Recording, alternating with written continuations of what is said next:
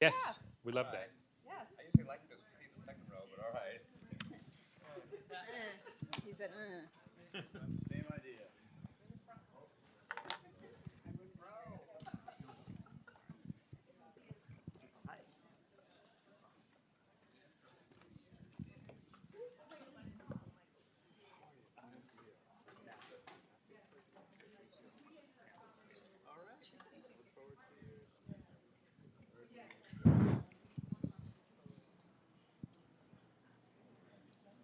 All right, good morning, everyone. Good morning. Do you want me to come over there? You want me to roll over there? Oh. Okay. I'm just going to hold this iPad.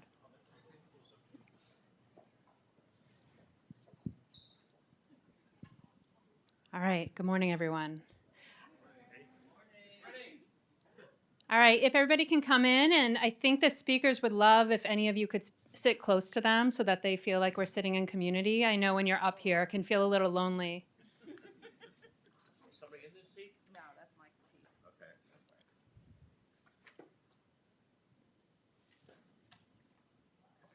All right, well, my name is Karin Goodfellow. I'm the Director of Transformative Art and Monuments at the Mayor's Office of Arts and Culture, and I'm really thrilled to kick us off this morning and to celebrate the triennials first year and this convening, the 2025 convening of the triennial, where we're really making it public. I think what we've done together this year has been many, many years in the making. And I know a lot of people in this room have contributed to us getting to this point. But what does it mean to have all this public art in our communities, and what did it mean for us to take this chance together? And I think that's something that you're going to spend some time thinking about today. I think Kate and Michael are going to talk to you a little bit about that this morning. But what I really want to do is just commend each of you for being here and for seeing this through, and ask you, what we can do to make sure this happens again.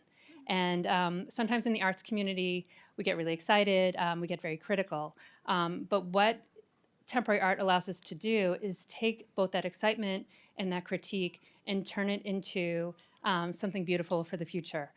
So I hope you'll all continue to support the triennial after today, because the work will continue for them and their team.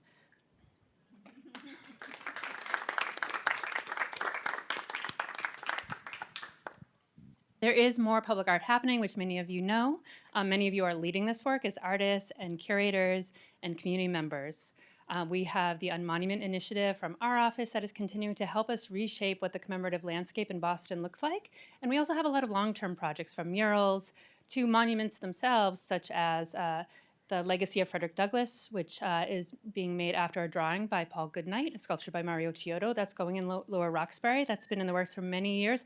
And we're actually expecting it to get installed next year, which is really incredible for 2026. The sculptures are already cast. We're just working on the plaza. And I shouldn't say just, because it's a pretty big deal that we're making a whole new plaza for this work, with a lot of gratitude to the Public Works Department and Sasaki for that.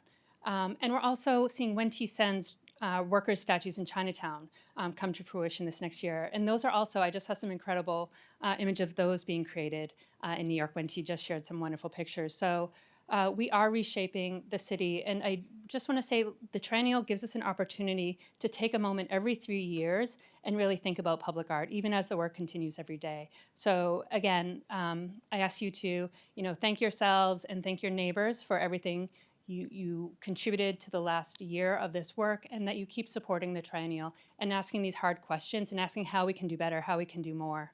And with that, I'm going to introduce our first speakers here. Leaders who you probably all already know. We have Michael Bobbit. He's a distinguished theater artist. I love that he starts that way. We have two artists up here, actually. As the Executive Director of Mass Cultural Council, he is the highest-ranking public official in Massachusetts state government focused on arts and culture. Since 2021, he has led the agency through several initiatives, including the development of its first racial equity plan, Deaf and Disability Equity and Access Plan, and Native American and Indigenous Equity Plan, the launch of the nation's first statewide social prescribing initiative, the securing and distribution of $60.1 million in pandemic relief funding, and the design and implementation of a strategic plan for fiscal years 2024 through 2027. Recently, Bobbit was listed as one of Boston Business Journal's Power 50 movement makers. He has been appointed, yes. He has been appointed by Governor Maura Healey. Yeah. Governor Maura Healey to serve on both the Governor's Advisory Council on Black Empowerment, the statewide K through 12 Graduation Council, and the Massachusetts Cultural Policy Development Advisory Council. He received an Honorary Doctor of Fine Arts, honoris causa from Dean College, is a proud alumnus of the University of Massachusetts Amherst, and recently completed his Master's of Business Administration through the Global Leaders Institute.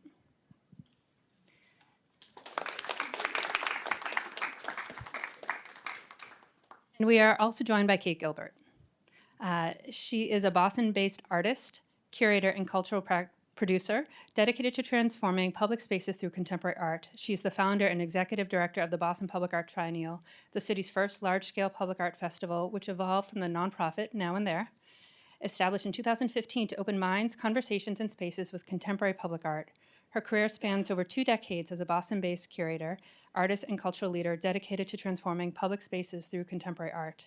Gilbert earned her MFA from the School of Museum of Fine Arts at Tufts University and a BA from Connecticut College. She is a recipient of the New England Foundation for the Arts Newell Flather Award for Leadership in Public Art. Gilbert contributed to Idea City, How to Make Boston More Livable, Equitable, and Resilient, calling on civic leaders to advance art in public spaces. And I'll just say, I have been there for pretty much all of those 20 years, about 18 years of them. And just want to say it is incredible to see what Kate has done and how she has convinced all of you to join her. She's very charming and persuasive. So I hope we can all continue to support our vision through the work of the Triennial. And with that, I will pass to Kate and Michael. Thank you. Thanks so much. Thank you so much, Karin, and thank you so much for all that you're doing in the city. We're really lucky to have you all. If you don't know Mass Cultural Council, we are a state agency and enacted to support the creative and cultural sector of Massachusetts. So get on our social media, get our newsletter, because there's lots of funding coming out from Mass Cultural Council, funded by acts of the legislature, some funding for cultural facilities from the administration, and then we also get a little bit of money from casino taxes. So to support you all, we're Puritan. So when those casinos came in, it's like the devil's gonna get us. But let's give money to the arts. We'll feel better about that, right? So you should benefit from that. Also, make sure you get food because let's be honest, free food tastes better. So make sure you enjoy the food. But I just want to say Boston is alive right now. 21 projects, 19 artists, 8 neighborhoods, more than 100 events. That's not just art for art's sake, that's democracy in action. And really, is there anything more important than fighting for democracy right now? And throughout history, yes, applause.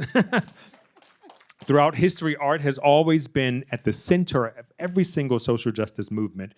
It's how we imagine what is possible. So big congratulations to you, Kate, and to everyone involved in bringing this to life. I imagine it took a village, a small army. Can you walk us through who made all of this possible? Thank you. And this is the only point in which I will read. You guys know me. I want to go off script constantly. So Michael, thank you for agreeing to be here with me to help us process what we just did and what we will culminate in a week from now. I first and foremost need to thank the team. We are 14 strong now. I started this organization in my studio with an intern from, I don't even remember what college it was. And today we've got 14 folks here, Keegan, Chip, Morgan, Leo, Amor, Emerson, Katie, Theo, who's in Nairobi right now listening in, Gisela, Natalie, Jasper, Marguerite, and Suri. I just want you to raise your hands because you guys are what made this possible. Thank you, thank you, thank you. This doesn't happen without the city of Boston. Karin and I became friends 100 years ago because we both needed and wanted to see more public art in the city, and that has traveled all the way up. And now, I have to thank the mayor, Mayor Wu, for her support with this. Tiffany Chu. There were many awkward years in our growth, and Kenny Mascari was part of that. So now I'm really happy that he's at the Mayor's Office of Arts and Culture, carrying on the good work. And there's been so many others from the Mayor's Office. In about 3 years ago, the Lewis Family Foundation, I came to them with this crazy idea of a citywide public art festival. I put a bunch of dots on a map and a couple artists that I liked and a couple curators, and I said, what do you think? And they gave me $1 million. That $1 million was just, the seed to carry this on. So I could not do this without the Lewis family. Additional funders, Joyce Lindy, who has now passed but asked a lot of great questions of how we can support local artists. Our accelerator program exists because of her. Barbara and Amos Hofstetter, the Barr Foundation, Richard K. Lubin Family Foundation, the Wagner Foundation, Samuels and Associates, the Boston Globe. There's so many individuals. I have to thank Lisa Tung and her husband, Spencer Glendon, Meg and Tomas Bergstrom, Amy and David Abrams, and now I'm going to list all the arts funding. NEFA, New England Foundation for the Arts, who is sponsoring the entire day today. Thank you to you guys. I see Cami over there. All of the food, all of the tech, the ASL is all part of NEFA's programming. I've been working with them for a very long time now. The Andy Warhol Foundation, the VIA Art Fund, the Girlfriend Fund, Meet Boston, and of course to the MCC for your tireless support. I can remember when I got that first email from you guys. We had to be around for a certain number of years to get program funding, and now it's just consistently year after year because a lot of us stand up and say how important arts are. We're getting that great state support. And then if my husband were here, I would thank you, because I'm sure it hasn't been easy to live with me for the last 3 years as we make this major endeavor. So I just needed to say thank you to all those folks and so many others who've been here on this journey. Husbands are great. For the most part, yeah. Just plus oneing all the thank yous. And for any of you that are benefiting from all this work, make sure you thank your legislators. They really, really need to hear from you, both on the city level and the state level. It goes a long way for us and Karin to secure more money to make more projects like this happen. But here's one thing I wanted to sort of highlight. This is all free. Free to see, free to experience, free to belong. That's so powerful. Yeah. Tell us about that. Yeah. It's been part of my personal experience growing up and seeing public art. A lot of you guys have heard the story, but I have to tell it again. So I was a little kid, about 4 years old, and I was rattling around in the back seat of my parents' car. This was before seatbelts, and we pulled into our parking lot where we got our groceries, and there were all these cars that were covered in asphalt, and they were very recognizable cars, like a VW without the bug, without the top on.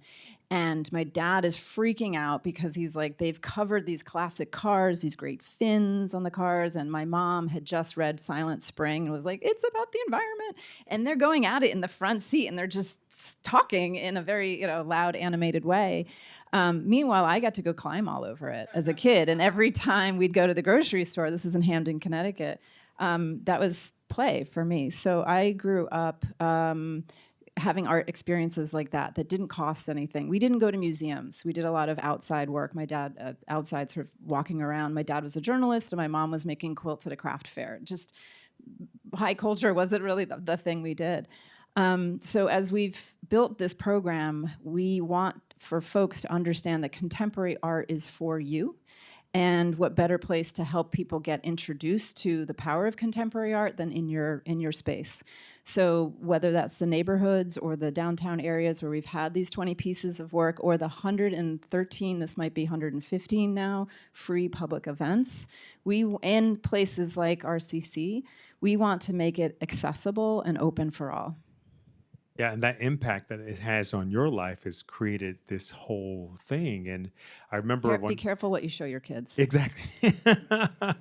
I remember when I was performing Hansel in Act 3 of my elementary school production of Hansel and Gretel in the Cafegimatorium. It became the most important production in the late 1900s. And it had such a profound effect on me, and I've given my whole career to this. So that sort of free experience in art can change people's lives. So thank you so much for doing all that. It's extraordinary in scale, and I'm thinking let's go statewide, let's go regional. Hell, let's do the whole East Coast, right? Let me rest first.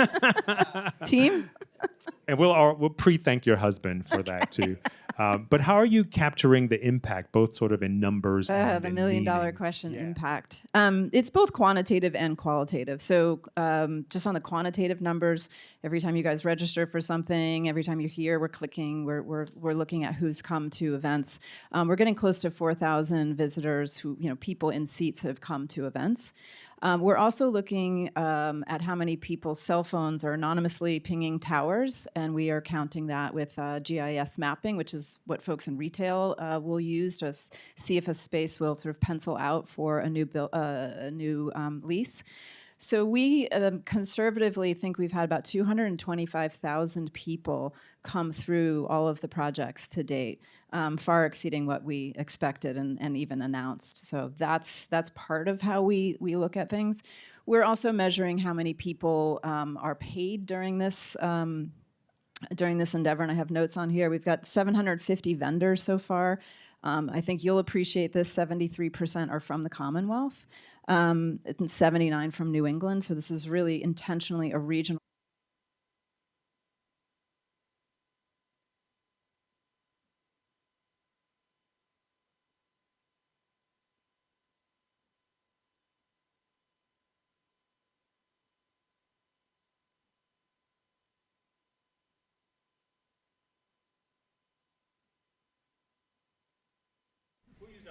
We can use our theater voices.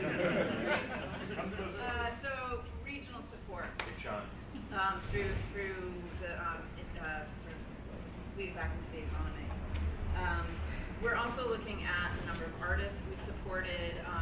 One of the important programs that we run is the Public Art Ambassador. So all of our folks here in the lovely citron and neon colors. This is another paid program. There's 40 of you guys, and it's been an important feeder program. In fact, Jasper Sanchez over here, assistant curator, was a Public Art Ambassador not too long ago, and is now curating projects for the future. So there's a lot of those sort of quantitative, but for me, it's the qualitative things that happen. So I was with someone I just met recently. We were at MIT, and his phone rang. And he picked it up and he goes, look, and it's a picture of Nicholas Gallin's sculpture. And it's one of the sort of more angry faces from the totem pole. And he goes, this is my angry friend. Yeah. So it's just those little things, knowing that the art became a picture, which became the screensaver for someone who didn't even really know about the triennial. And so it's those ripple effects of like, who's the next little kid who's going to play on something that we've put up there that will take it, this idea that art is essential to our life, and will take it into their future work. Yeah, the anecdotal impact is pretty tremendous. And I know in my bio we mentioned this cool program we've launched in Massachusetts. First in the nation to launch a statewide solution to arts prescribing. So across the state, healthcare providers can prescribe 12 doses of arts and culture to their patients. Comes with a companion ticket, and it's all paid for by third-party vendors, including insurance and managed care plans and opioid settlement money and housing authority money. I'm trying to get my doctor to give me a prescription to the next Beyonce concert. It's not working. But also, I just want to talk briefly about the economic impact. Yeah. You're creating jobs and fee-for-service for vendors. If you don't know, in Massachusetts, the creative sector is almost a $30 billion industry. That is 3 times the size of transportation and larger than construction, and on par with retail. So you all are kicking ass. So thank you all for making art and supporting art, because it's really important. And I appreciate all the data that you shared. It really is like data with a heartbeat. But every project teaches us something, right? Boston people are very, very busy. Sometimes you walk down the street, they're head down, they don't say hi, they just go, go, go. How did you get people to sort of engage and participate? Yeah, that was part of what we were working against, and sort of knowing that it was a challenge, right? So when we were looking at where we put these works, we started with a sort of hub and spoke model. was important that we put them in places where people were going to be. So the library, for instance, there's a really large piece by Swoon there. It looks like maybe a ranch, a sort of shack, or maybe it's someone's home or a play area. We know that there's tens of thousands of people coming through there. But it's also important to put works where people aren't necessarily coming en masse. So there's a stone bench by Kenny Ichirima in Dr. Loesch Park. And that was a park that was recently redone by the Parks Department. When we came back there, after the bench had been installed, we were having conversations with folks there. Someone came up to, not to me, but I heard this secondhand, and said, "Thank you for coming back." Because the park was redesigned, but to have someone come back with like another addition, and this time something even more creative. This is a bench where people are, it's both supporting the delicate tree roots of a new tree, but it's also giving a place to sit and some shade. So I'm going to say I underestimated how not curious people are. I thought, so this is how I come to a new city. I'm like, where's the art? I don't care what it is. If it's graffiti, if it's sculpture, I'm going to find it, and I will get on a bike, or go for a run, or go walking, or drag my husband along. I thought everyone was like that, and they're not. We are in this building.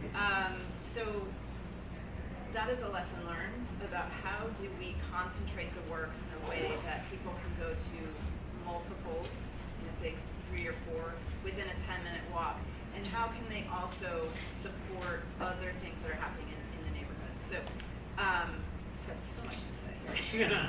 A year before we started finding locations, we started a community listening sessions through our community captives. They were guiding us to places where we could sort of put works, as well as asking for community input on other things to see in that area.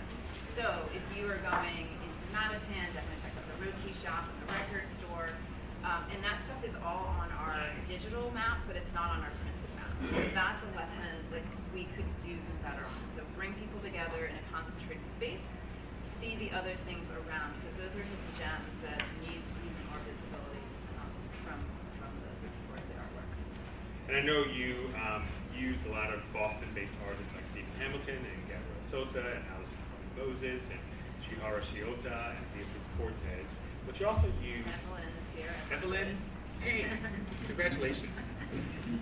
But you also use international artists. Can you talk a little bit about how you curated that? Yeah. So just the quick aside on curation. How do you curate something this big? How do you do anything this big for the first time and know that Boston's one of these towns that's like, yeah, you got that wrong.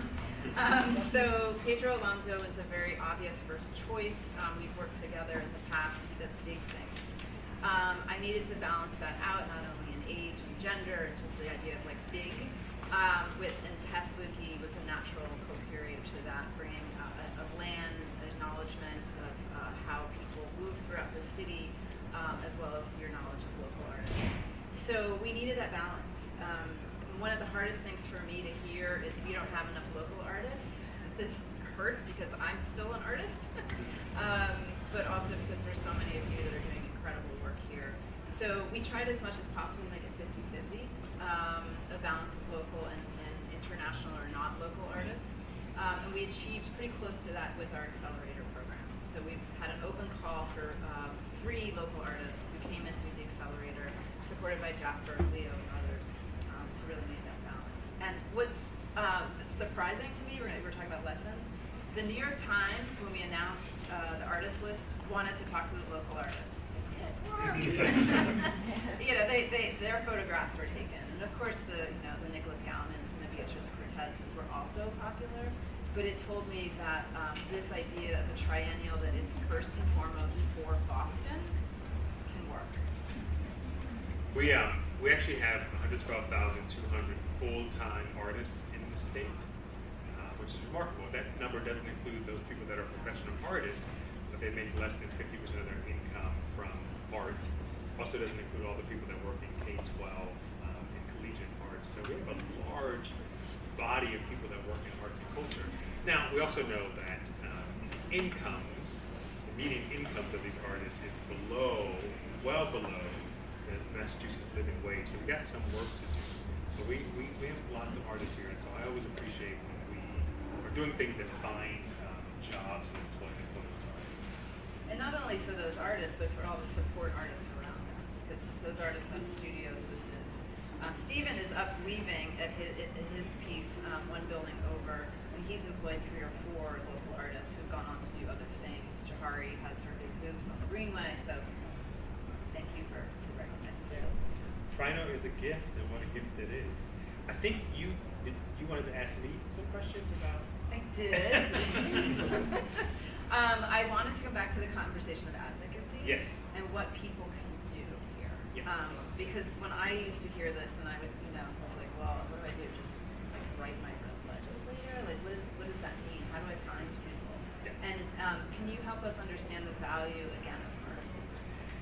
Well, I mean, I'll just say that art is not an accessory to the economy. It is part of our civic infrastructure. To me, it's an essential health and human service, and therefore it should be treated like infrastructure. But we have a lot of work to do. One, if you don't know Mass Creative, which is our statewide advocacy partner, please become a member of Mass Creative. They'll give you a lot of information about how you really can become involved.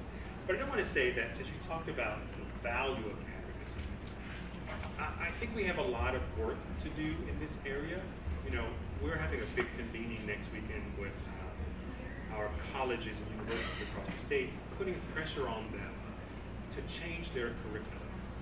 You cannot graduate people from school with a degree in art and have no business training and no civics training. It is essential that people come out with those 2 skills. There are a lot of people that we hire to run the economy and to make laws. And if we as an art sector do not have a relationship with them, it is hard for us to build the kind of sustainability that we need. So our imagination and our artistic skills is not enough.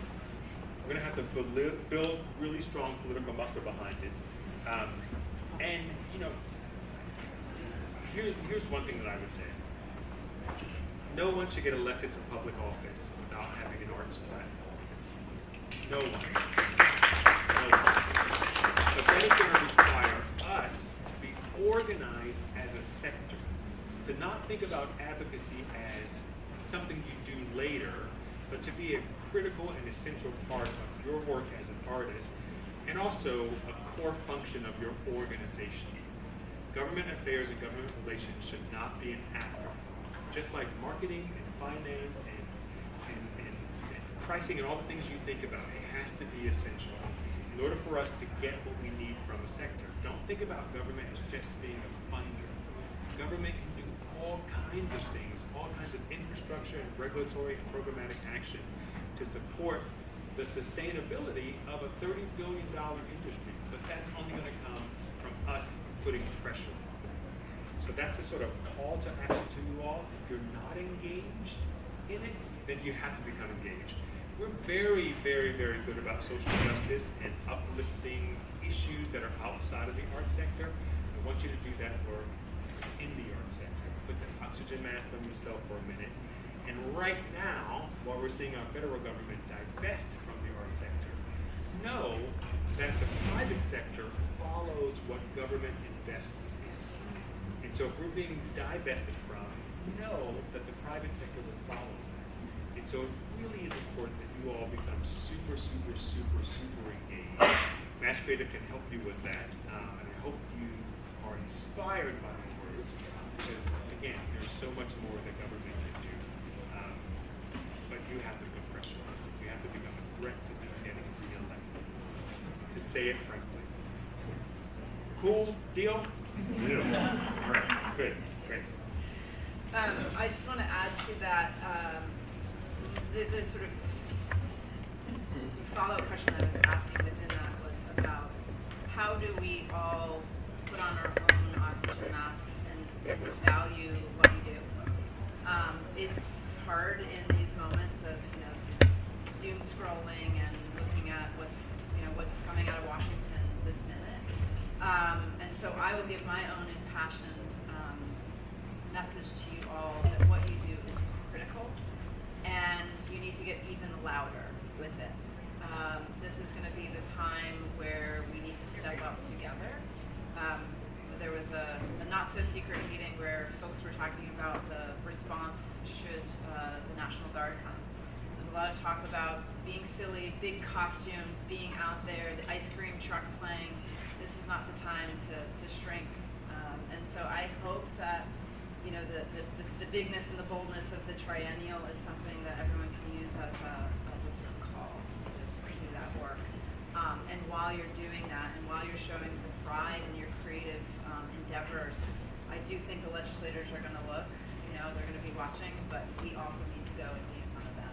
Yeah, and specifically for our own needs. Like, there's not a lot of cultural policy on the books, federally or statewide, but that's on us. We haven't asked for stuff. We haven't asked for the kinds of things that the tech sector asked for, manufacturing or farming or the gun lobby. We have to start asking for what we need to become sustainable.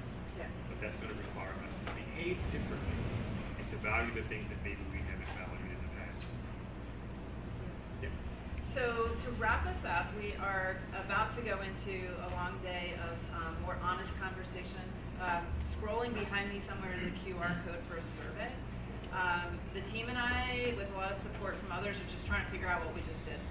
And guess what? We're coming back. 2028 will be here in a blip, but there's also going to be other programming. We have 2 exhibitions that will be up in 2026, new public artworks, as well as 4 new accelerator artists that we'll be announcing very soon and their artworks. So we'd love to hear what you have to say, either here in person, online. We just want to thank you all again for being part of this journey with us. Let me just tell you about a few things happening right now. At the moment, you can apply for the Grants for Creative Individuals program, which is accepting applications. These are $5,000 unrestricted grants. You can use it to make art, but you can also use it to pay for your rent or buy groceries or take care of yourself. It's a simple application. It shouldn't take you no more than 30 minutes. It's online and open until October 28th. So if you haven't already applied, please apply. Similarly, if you're running an organization and you are needing an upgrade in your facilities, or you want to expand your facilities or replace the HVAC, the Cultural Facilities Fund is open, and that has a deadline of December 11th. I'm also thrilled to share with you the other thing I think we need to think about is embracing business acumen as an amplifier of art, not something that will erode the art. I want us to really embrace the idea that you can take your art and capitalize on it and not be a sellout, right? It's really important that, for me, you all understand that. I don't want you to be broke. I want you to actually make money from the things you love to do. So I'm thrilled to announce that in January, we're launching a new project with MIT X. It is a 12-module course in arts entrepreneurship. It's completely free. I said completely free. It is virtual, it's asynchronous, and it's giving artists across the Commonwealth the chance to learn the Sloan School of Management's pedagogy. What makes it really special is that you'll actually learn these modules. You'll learn alongside an artist making a film. So every single module, you'll watch that artist make a film while you're working on your own sort of project. So we hope everyone will take a part of it, take part of it. And actually, I really want to encourage you all to create study groups to hold each other accountable, to make this stuff that maybe we don't understand, and that's scary. So that'll be available in January. Again, get on our newsletter, get on our social media, so you can hear about that and take advantage of this free course. You'll get a certificate in arts entrepreneurship from MIT. What? All right. And then the most beautiful person in the world is coming up next. Yes, let's bring Beautiful up Catherine T. Morris. Catherine T. Morris.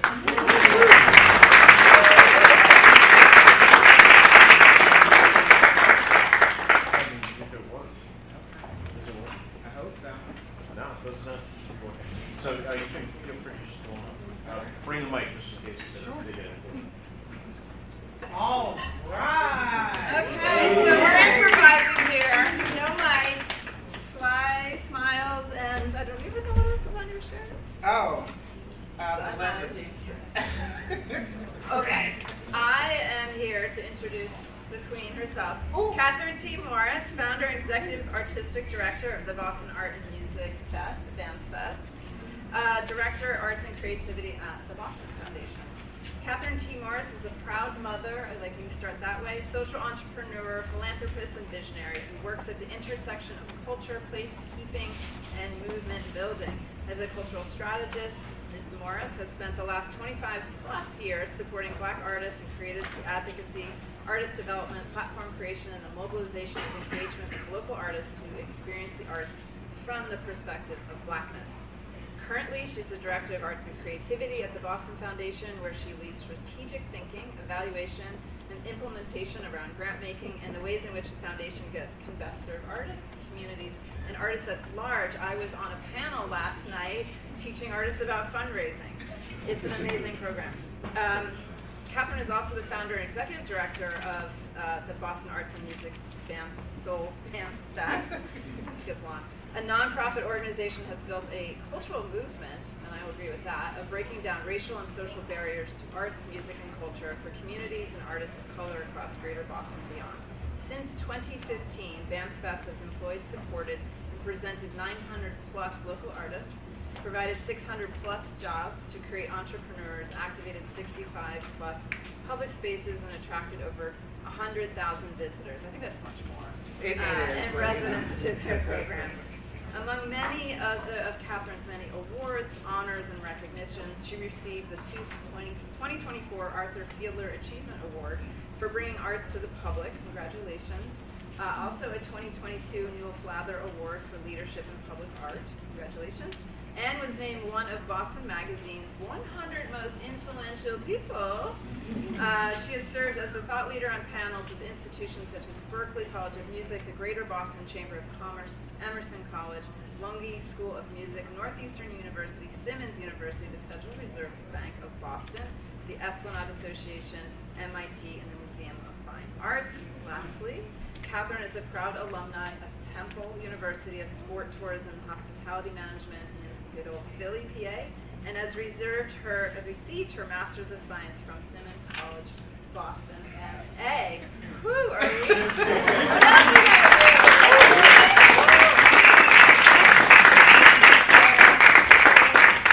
Thank you. It's always fun when someone reads your bio, like, wow, I did all that. In the moment, it was a lot of work.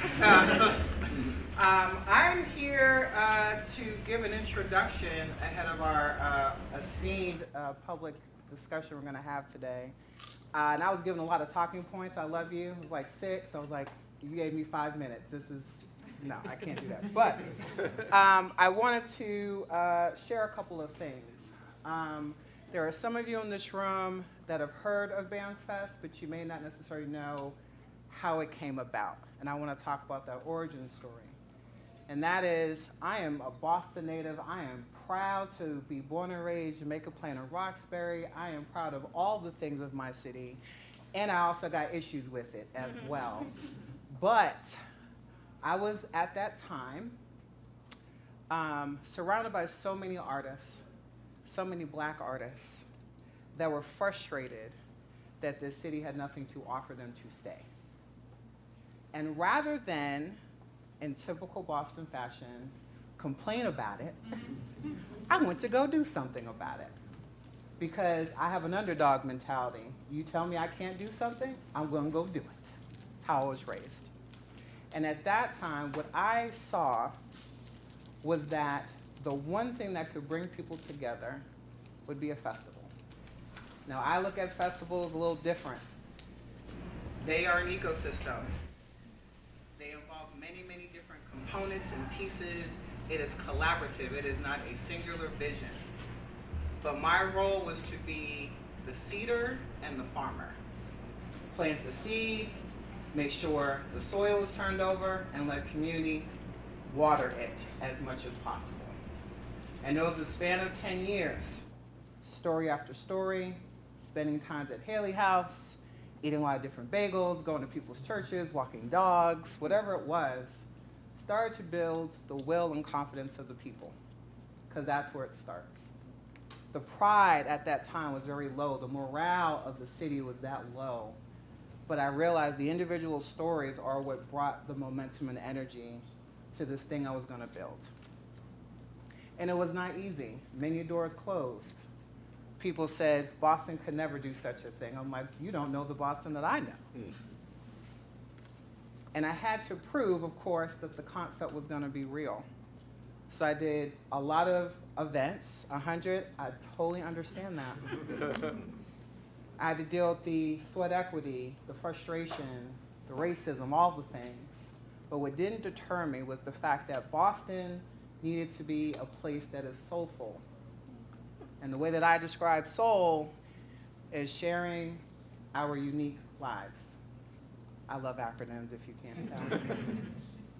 I got tired of people telling me that my city didn't have soul, and I knew it did. It's a city made up of many immigrants. It's a city made up of food and culture and dance, and we didn't believe in that. So creating that platform over 10 years, we are now a new creative cultural tradition for the city. People, just like the Boston Public Art Triennial, have something to be proud of. And don't take that lightly, because it could go away. It doesn't have to. It takes people like all of you on these seats, call your legislators, whatever you have to do, to let people know that arts and culture is not a luxury. It needs to be normalized. All the clothes you all decided to wear, someone made a choice to believe in their craft so that you can have the choice of which you want to put on this morning. That's how simple it is.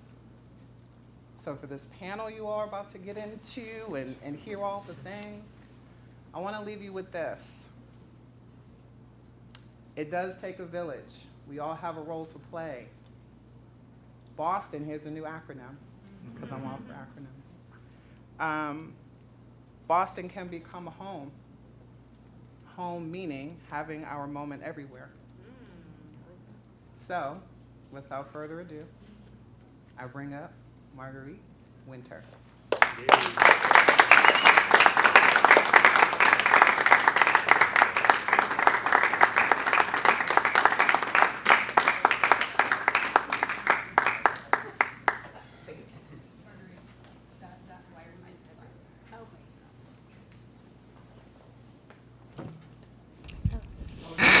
Oh, do we have it? We don't.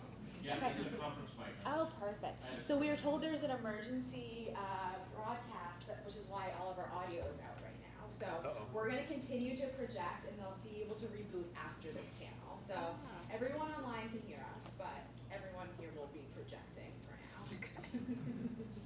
I'm so happy for this next panel to moderate, and I'd love to welcome all of our participants as well, and we will get started.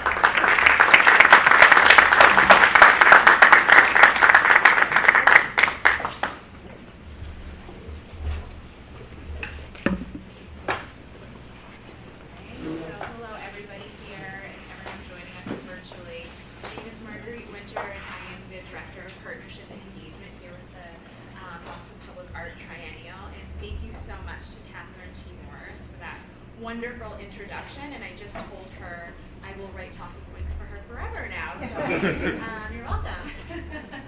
I am so happy to be here on this panel with so many amazing thought partners that range from cultural producers, event organizers, artists, community organizers. Everybody on this panel is super multifaceted, and I'm just going to read all of their bios very quick, and then we will get into the conversation.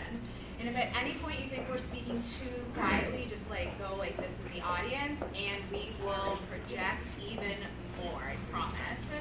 So I'm going to start with Adela Goldbar, who's over here. Adela is a transdisciplinary artist, scholar, and filmmaker from Mexico, based in Providence and Mexico City. Her work explores the potential of violence and destruction as aesthetic tools in the resistance against power. Drawn from experimental ethnology, her practice merges video, film, sculpture, photography, sound, text, and traditional craft, including textiles, pottery, woodwork, and pyrotechnics. Adela is the associate professor at Rhode Island School of Design and holds an MFA at the School of the Art Institute of Chicago. And I hope everybody saw her burning at City Hall Plaza in September. Next to me is Joseph Zeal Henry. He is a designer and a curator, currently serving as the Director of Cultural Planning for the City of Boston, and is an assistant professor of Columbia's Graduate School of Architecture, Planning, and Preservation. Okay.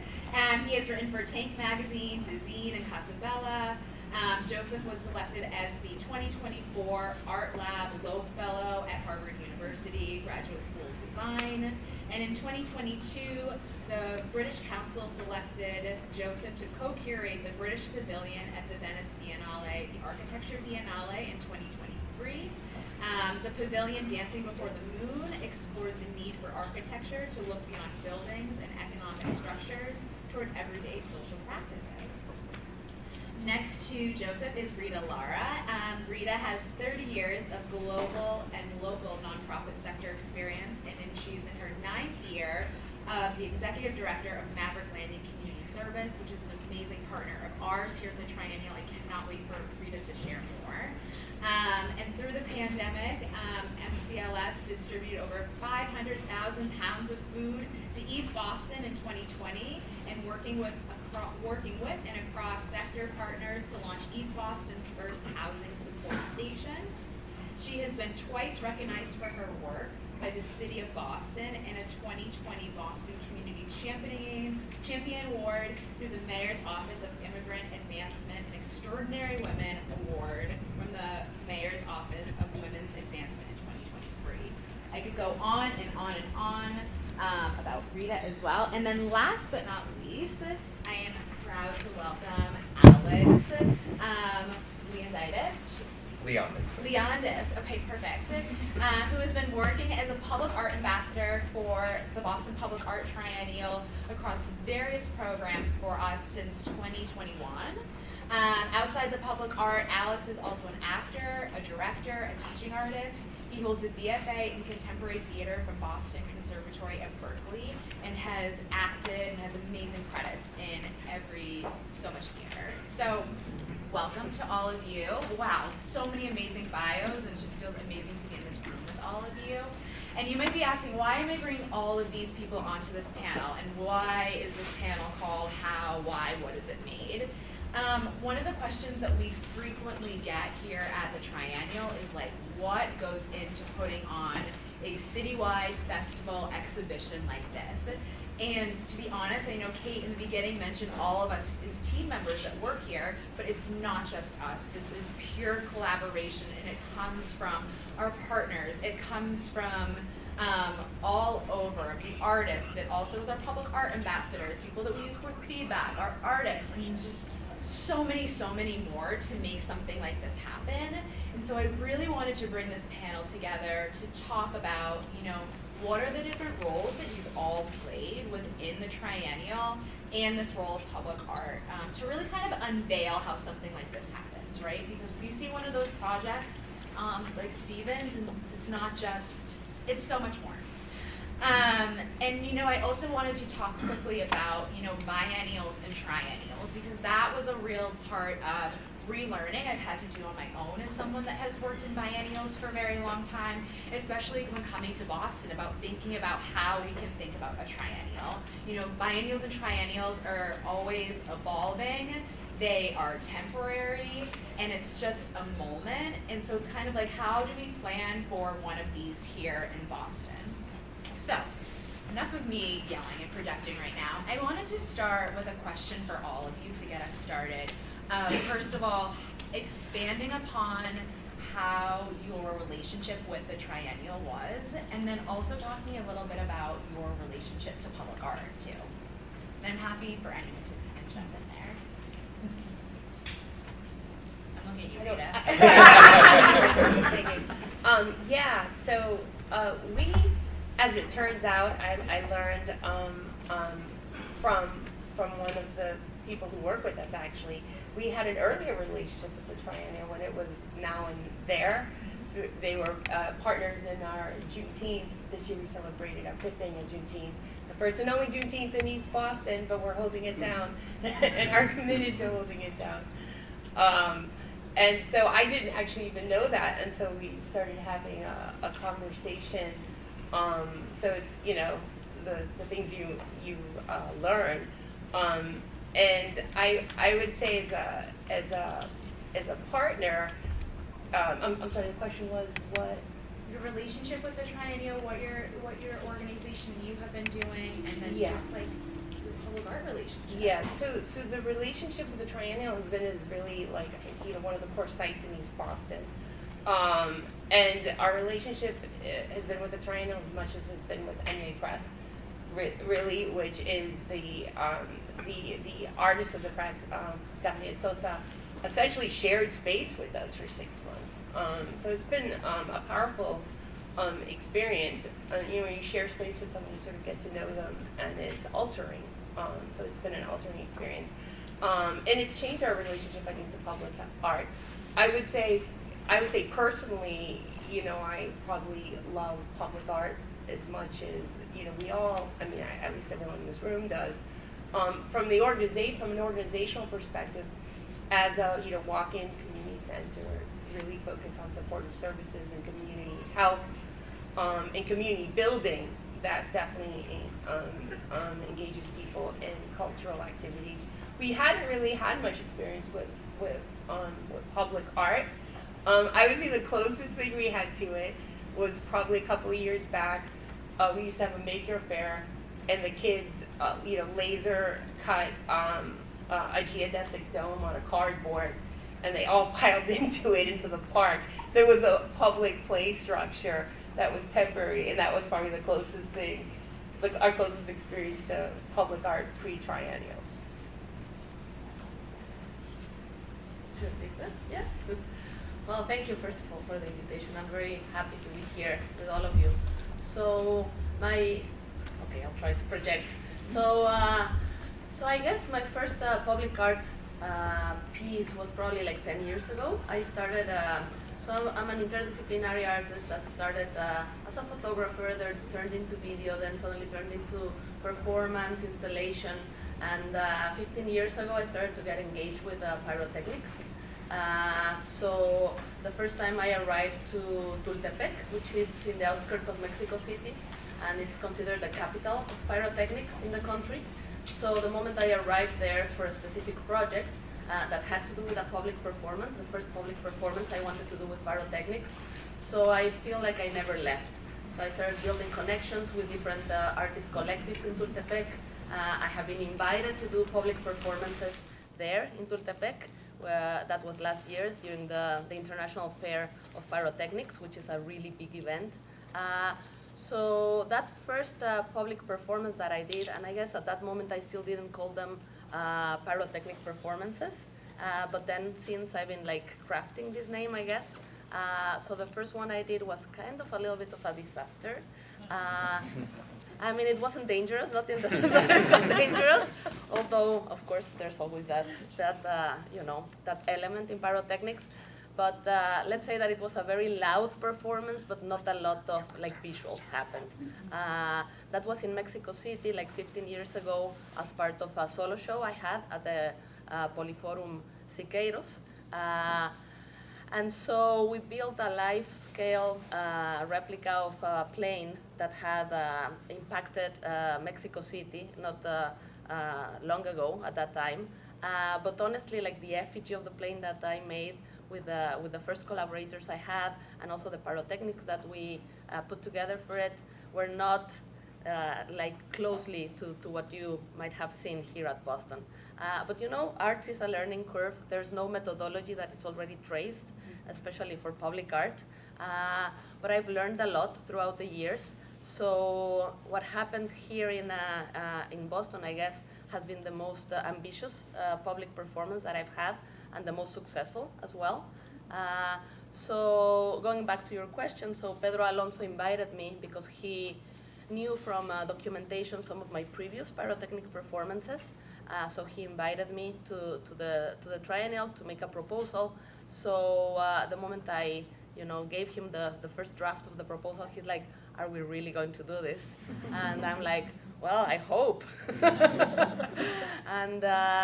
And we did it. I mean, it was very, impressive for me, to see it actually happening, in the location where it happened, the way that it happened, and with the amount of people that came to see it. So I'm already answering to some of your next questions. But yeah, my relationship to public art started just organically, let's say, right? I was doing some other kinds of art, then I got involved with pyrotechnics, and I guess once I got involved with pyrotechnics, I realized I couldn't only do pyrotechnics for shooting a film, right, or making a photograph. Like, these needed, the public part of it. So then I started to craft them also as public pyrotechnic performances, and I've been working in that format and other formats since that first experience. Yeah, I'll go. All right. Thank you. I'm also very excited to be here with all you amazing artists and art leaders. Again, I'm Alex Leondis. I first encountered what is now the Triennial, but was Now and There, in a class I took in the summer of 2021. I don't know if you remember this, Kate, but Kate came to give a speech. It was this, we were online for the pandemic and in a performing arts conservatory that is very difficult to do when you are online in a small Boston apartment. So we had this multidisciplinary summer course that we all got optioned to take that was adding theater and dance and music to create public performance. And Kate came and gave a speech about what it means to put art in the public space and told us all to follow Now and There on Instagram. And I did, and as any freelancing artist needs, they posted about a job and I jumped at it. And I started being a public art ambassador for Janet Zweig's What Do We Have in Common in the fall of 2021 on the Boston Common, dressed in those incredible blue overalls with the blue boxes, working with Jasper, working with some other wonderful public art ambassadors, and really fell in love with it. And I think my love and appreciation of public art comes from the first part of the word. It comes from meeting the public and being able to talk to people about art, about themselves, about their lives. As an actor and as a theater creative performer, that has always been the thing that has interested me. Human people, their stories, how they experience the world and what they think about and how they move, if we agree or if we disagree, but just their thoughts through it. And that has been the thing that keeps me coming back to different iterations of Now and There and now the Boston Public Art Triennial, different iterations of public art projects in different neighborhoods, in different settings, talking to different people. That's the part about it I love, is being able to meet with the public. And as someone who moved to Boston about 8-9 years ago, getting to really meet this city where it's at has been really wonderful. And being able to meet this city where it's at through art and through the citizens' experience of art has been outstanding. I can't really explain how wonderful it has been. I think that answers both of those things. Yeah. But I have to add that the work that the ambassadors did, at least during my piece, was essential for the success, because the people that they engaged during those 4 or 5 days that the piece was up before being burned. I mean, I could see it because I was there as well. How they engaged with the public, and I'm sure that half at least of the audience of that night came because they had passed through it and they got engaged, because they were not waiting for them to approach. They were actually like harassing them. In a good way. Yeah, in a good way. Poor people on their way to work at City Hall would stop and like look at the boat for a second, and we would be there to tell them it's gonna burn. Are you gonna be here? And then they got. And they were, and people would come the next day or the next week before it burned and be like, I hear that this is burning, and then they had plans, and we saw so many people that worked at City Hall, or there was an early voting event, and Yes. people were working early voting that were excited to come as well, and they're like, oh, I'm bringing my kids too. No, actually, So the previous night to the burning, I was there taking pictures of the boat, right? And someone just passed by and told me, like, by the way, it's going to be burnt. Like, thank you. It was so funny. So Joseph, you're going to have a different answer also, and because you have experience and perspective of somebody who has worked in biennials for a very, very long time. So I'm so interested in your connection, and then this kind of gets into our next questions. What is your thought about, working within the city and being part of an ennial here? I'm a total fraud here because the project was done by the time I joined the city. So I've really been listening to people, and I think it's very, there's so many things you permission from the city to do here that in the UK you'd never have to ask permission for. You get to permit stuff that you would never have to. So I'm very interested in how to make it easier to do the next one, fundamentally. And I think that strategic role of the city is one where if we're going to have this, which I hope we continue having, it becomes a piece of infrastructure for us as a city. And therefore, what is the role of government, or what is the role of the city specifically to enable these things in a much more partnership-based, collaborative way? So, people clapping, just basic stuff, but yeah, but it is really important because I think I've been working, so before I came to Boston, or I was working for the Mayor of London, specifically working for Justine Simons, who's the Deputy Mayor of Culture, and the City Hall in London only has one public art project, which is the 4th plinth in Trafalgar Square. Everything else we do through partnerships, we do through our creative community. And I think that is really the way that we thought about it, is what is our job? And then how do we make it easier to facilitate other people? And that is really, so we have some exciting stuff happening. We are commissioning Boston's first ever cultural infrastructure comprehensive plan, which is just, the RFP goes out on Monday, and that will hopefully come in before the next triennial, and that will deal with things like, why don't we have culturally affirmative zoning in Boston? You cannot actually, the only cultural use affirmed in Boston zoning are non-profit museums. Every other cultural use, you have to go to the zoning board of appeal and appeal for the use. That makes it so hard to do very basic things. How can we deal with things like that? The new plan downtown will be the first time in Boston's history that you can open an artist workspace without having to go through zoning board of appeal. So we're doing lots of work behind the scenes, hopefully to make it easier. So by the time the 2028 comes up, I get a lot less emails from Leo being like, how do we get this done? I think it's really important, the transparency of process and protocols that the city oversees that's one commitment. And I think also having worked in the Venice Biennial, it's so hard to deliver anything. I think people underestimate, when you see something just in the public realm, the amount of work that goes into placing an object or placing anything in the public realm is really really hard. Then to make it good is even harder. So I think we should not underestimate the lift, the collective lift it takes to deliver 15, 16 public artworks in a short period of time. And 2028 is going to come around in a flash. So I think if anything, my role at the moment is talking to Kate, let's go. What do you need from me? We need to start thinking about this now, because it can take us a year or 2 years in government to get things sorted. It will take us time to get the policy and processes in place. And I think if I'm going to do anything on my relations to the triennial, is hopefully making the lives of all creatives easier. I think one of the things that I learned from London is without data, you can't achieve anything. When I first came to Boston, the last time we counted the creative economy was in 2005 under Mayor Menino. We recounted it recently. It's the only sector in the city that's putting on jobs. It's grown 5% since Mayor Wu came in jobs. It's going to grow workforce 12.5% in the next 5 to 10 years. It currently is already 70,000 jobs in the city of Boston. And that's counting industrial job codes. If you know anything about industrial job codes, it's the worst way of counting the economy. Because if you are someone working in education, teaching art, you're counted as an educator, not as an artist. So everyone working in mass art, Arts Emerson is not counted in those facts. If you happen to have a supplementary income, like working in government, for example, but you're an artist part-time, you're not coming up, you're coming up as a government administrator. Even that being said, that's 9% of our workforce is creative. And I just got the data back. We then asked our data colleagues, can we do a sample survey of Bostonians to see whether that is true or not?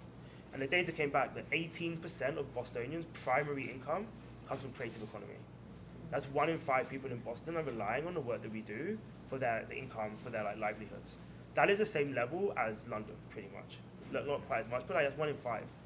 And I think it's really important that we place, or my job is to place the Public Art Triennial in the context of this wider moved around the shifting of our economy. A report came out by Deloitte, who aren't exactly known for like arts advocacy. The only growing sector, global sector right now is the creative sector. The only sector putting on jobs. The financial industries are getting richer, but they're not increasing jobs. They can get wealthier and lose jobs at the same time. Arts are the only sector that as it grows, it also grows workforce. At a time when everyone's worried about future work, this is a really important thing. So I think the thing I'm very excited about with like public art is how it can speak to other concerns we are facing as society. How do we deal with climate resilience? How do we deal with workforce disruption? How do we deal with social isolation, public health, all of these things? The more that we speak to those agendas as people in the creative industries, I think the more traction we'll get. And that's really where I'm excited with the Public Art Triennial, is that this idea of exchange, yes, between people, but also between sectors, between areas of research, between different priorities that we have. Because artists fundamentally are just citizens. So if we have a housing crisis, it's an artist housing crisis. If we have a public health crisis, it's an artist public health crisis. Sometimes we see ourselves as like a separate alien species. The more that we integrate ourselves into the lives of the fellow citizens around us, I think the more impact our work has. And in my public art, like, inception story is that when I was working as an architect, we worked with this really great organization who's no longer around, called the BrickBox. And their whole thing was social convening public art. And we did this project where we turned a flyover, I don't know what you call them in the US, like a raised highway, and there was an issue of like public safety. And we spent about £50,000 to turn the space under the flyover into a public green. So we built a bandstand, put some turf down, and then every Friday over 8 weeks of the summer, we brought different people in to like activate it.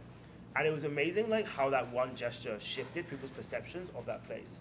And then that then led to a whole shifting of like, we then convinced the local authority to invest money to redesign this like what was basically leftover infrastructure into a piece of public realm.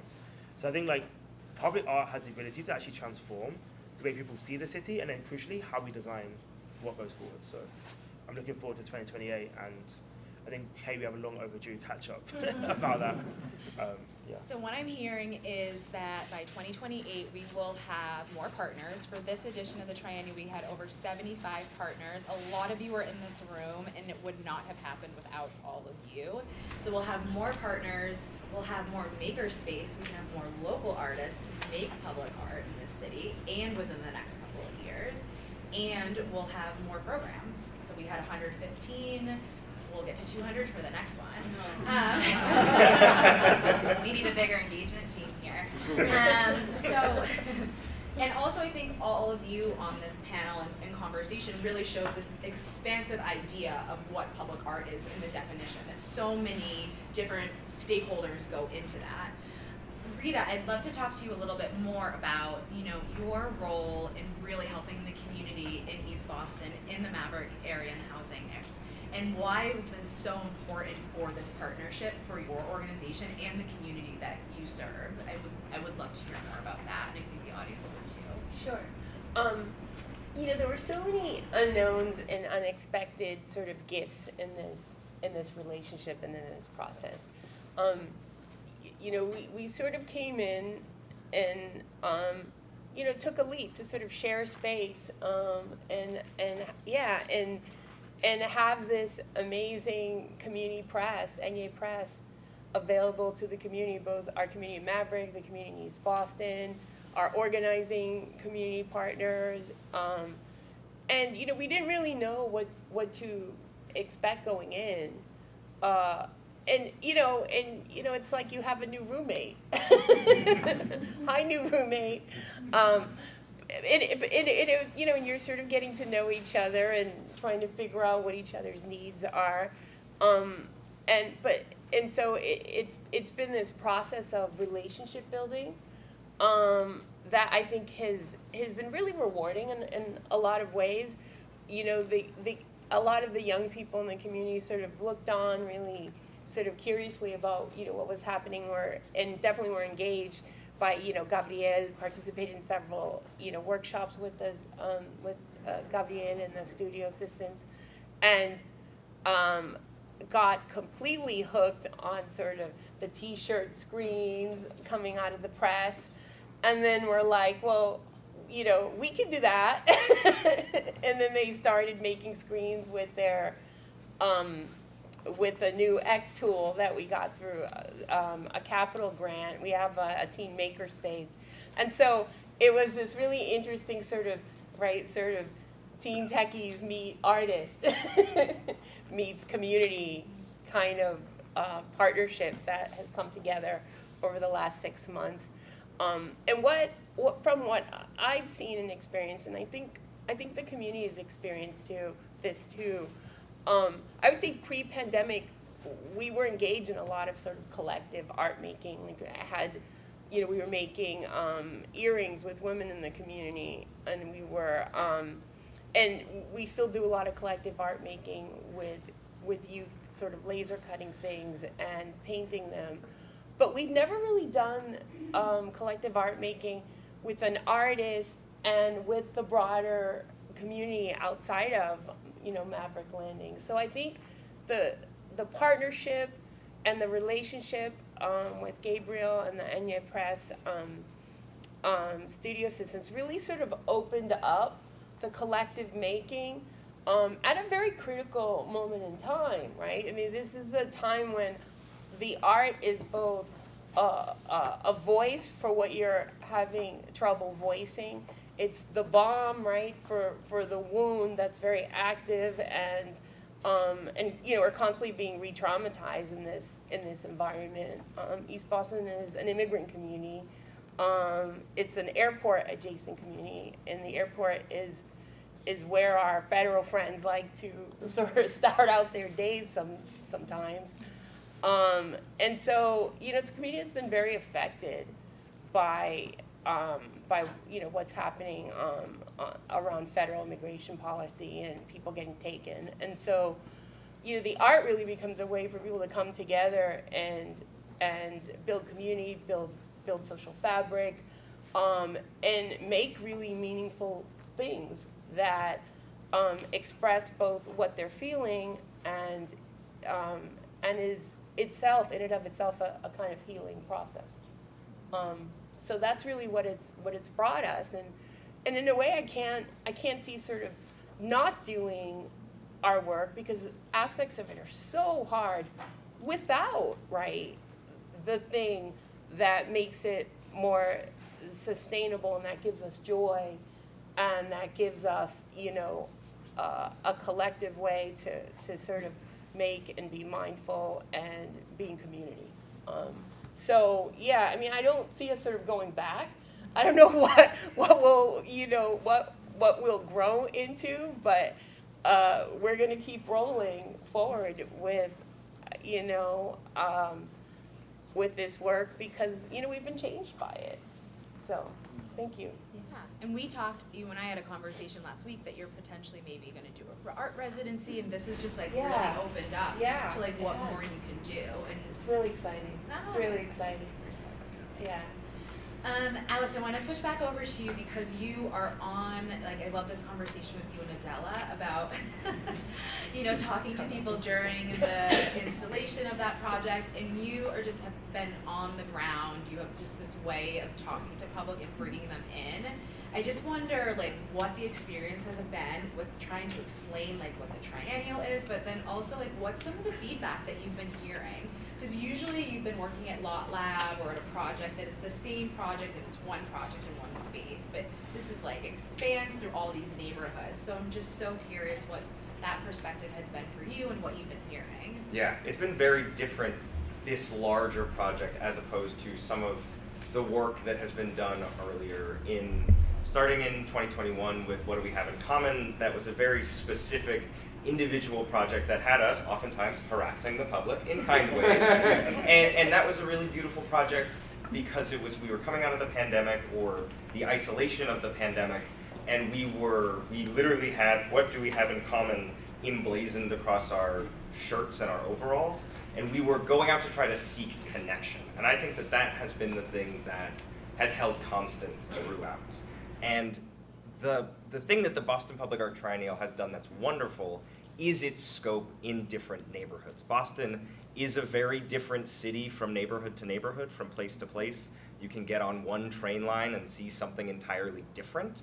And the scope that has been able to be achieved through the triennial is, I think, the largest difference. To be able to go to our hub space that is in the midst of all of this very new, exciting corporate development and see a video installation that is a window to the Amazon rainforest, and it becomes this new meditative space, is a place where people can come and sit and relax. I had someone ask me the other day if he could just sit in there and do work because he didn't want to pay $8 for a George Howell coffee. And I was like, yeah, absolutely.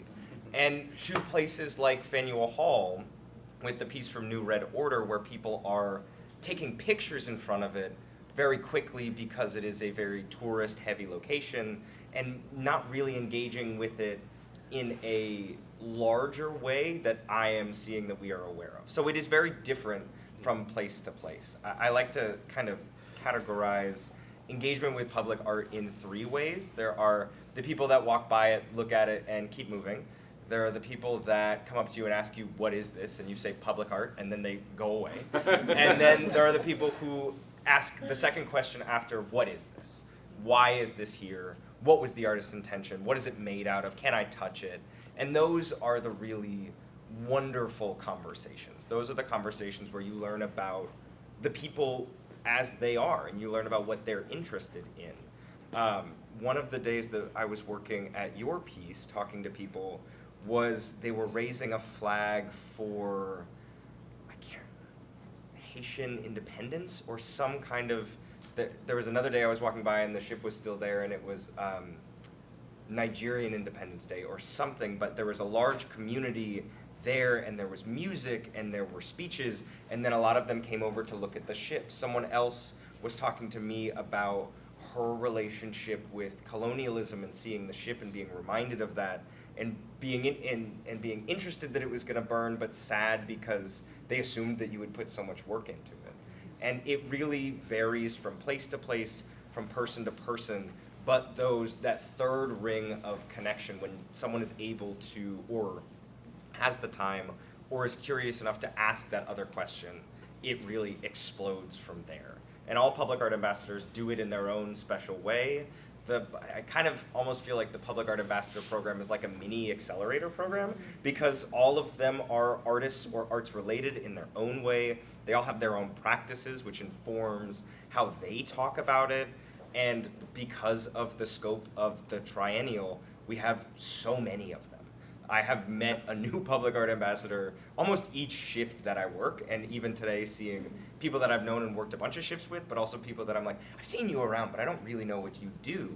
But all of them are committed to the mission of this organization and believe in public art and want to make it happen. I love this job partly because no day is the same. I remember when Gada Amir was coming to look at one of the Lot Lab pieces, weeding her, like pulling out trash and weeds out of her piece right before she was gonna get there frantically. I remember like weed whacking part of the lot of Lot Lab, or setting up the boxes and the library for what do we have in common.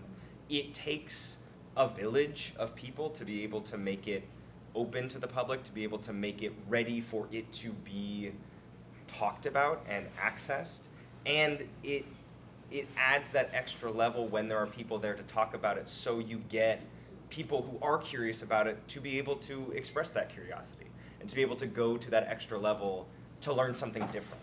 And I feel like once that engagement happens, especially in the triennial, they want to go see the other pieces. They look at the giant map on the floor at the hub and go, oh, I live near the Fenway area, I can go see this piece. Or I was just in the Boston Public Library, I've seen the house, it's really cool, I didn't know that was a part of what you were doing. So I think that being able to have friendly faces, arts-inspired people there to help activate it really makes the difference and really gets people to be able to continue to engage in art and continue to see things that maybe we're not doing but are art throughout the city. Because the shirts look like this, I don't know if it's still there, but by South Station there's those crates that are all built up. Is that piece still there? Mm-hmm. And people keep asking us if that's us, and we're like, no, but we're so glad that it exists, and we're so glad that it's there. or on the Greenway. People are like, is that you? And it's like, no, but I'm glad that you saw that. And I think it's making people see public art and art more in the city in general. So that's what I'm excited about, is when people get curious and can talk about the work there and also can continue to find it through the rest of the city. I danced around that question. I don't know if That's good. Great. So many insights. And Alex is one of, I think, 45 paws that Emerson, 40 paws that Emerson put together. It's also in partnership and engagement with and who created a full brand new curriculum and really brings in interdisciplinary voices to think about how we talk about public art.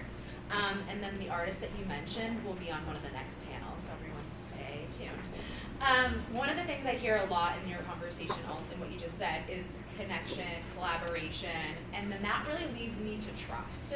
So Adela, I'm just wondering, in your practice, and especially bringing what you said is probably the largest scale of your project, which is so exciting that that happened here in Boston, right? That's amazing. I'd love to hear what that looked like for you, because there were so many elements of that project, and a lot of collaboration and trust, not just with our team, but with the Paro team, and then, you know, like A, B, and we had everything. Just like, what did that look like? Because that's also more components of people that work together to bring a triennial together. Yeah, and that's just one part. I mean, this work definitely implied like a lot of people, you know, a lot of people that not only people here in Boston, but also people, my collaborators in Mexico, for example. So it was a lot, right? There were things that needed to be, you know, adjusted, as always, you know, in these big projects.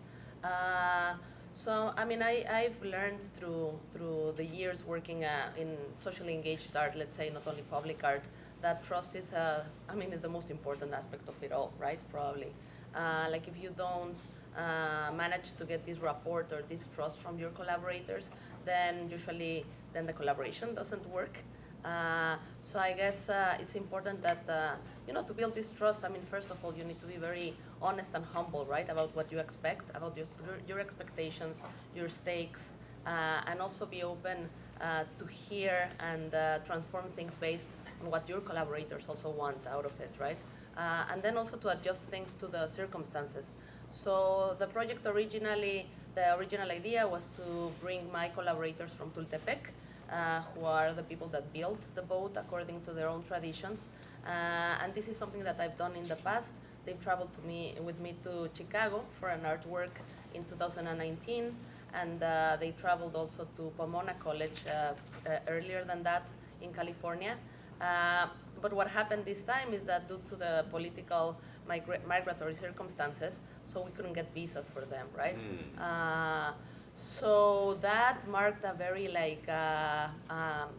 difficult part of the project, right? A difficult stage of the project, because we needed to kind of rethink about the whole thing, right? So we started to, with the help of the team of the Triennial, to see if it was doable to actually build the boat in the workshops in Tultepec and then bring it all the way here. So it was possible, right? It was possible. It was difficult for sure, right? Especially the transportation part of it. Not, the building of it. Well, it was in the workshops, right? It was not such a problem. Although we also had to collaborate with engineers here in Boston, because there are regulations as well, right? For public art and for things you put in the public. So there was a lot of negotiation going on, right, between the engineers here and the engineers there, back in Mexico, my team. So when I went to the workshop in Mexico City to see the first part of the structure that they were putting together, so they would look at me and say, like, this is too much steel. And I'm like, yeah, I know, but these are the regulations in Boston. And then they would make fun of me, you know. And I'm like, okay, I'll see this. So yeah, I believe that trust and collaboration is always built by negotiation, right? I think it's important to understand that, our lives are full of conflict and negotiation, and so is public art, right? So we have to look at it not in a romanticized way, right? It's not about, it's all like honey and sugar, right? When you're collaborating, that's not true. There are moments where you have to take decisions. There are moments when you have to negotiate. But there are also like these impressive moments where everything comes together and everyone is happy about it, right? So on one side, I had my collaborators in Mexico. We had all these back and forth conversations with the engineers here, with the production company BRM, which were amazing. They were amazing. I have to say that they were a big part in making this happen. I think, you know, the communication that happened between, you know, the people from the Triennial, the production company, and then my team, let's say, it was so amazing, right? Although it implied like a lot of negotiations and, you know, conversations and everything, like it made everything happen, right? And then, of course, at the time of the performance, then they had to bring more people in, right? Like the team that would put the lights on and the microphones and the speakers, and so there were all these elements, and then the pyrotechnics team, which was amazing. So I'm also very grateful from the pyrotechnician team that came from Rhode Island, actually. So all of these pieces had to be put into place, and in order for all of these pieces to work, then we all had to work together, right? So another very important part of the work was also the music, right? So the music, for example, made the project kind of transform in a way, right? Because I was in talks with a group of musicians first, then with another group of musicians, we couldn't, you know, get the collaboration started, so I had to switch, right? I had to switch a little bit my way of thinking about the project and be open to other people to collaborate. So then finally, I talked to a group of Brazilian drummers who were amazing at the end. I mean, I think it really worked for the piece. And Marcos Santos and his team. And so, I mean, that changed the project a little bit, but it didn't change its core. And then my collaborator, Aymar Copacati, who also was very helpful in the building of the piece. So as I think about it, I can think of more, you know, other teams that also became part of the project. So I think at the end we made, you know, a really good team because we were always talking about whatever needed to be discussed. So I don't know if that answers your question. No, it does. I want to get to the I guess, like unveiling about how much voices and how many people to make something, and that's just one of 21 projects, right? And I'm just thinking about all the people that are involved in the Triennial and how something like this happens.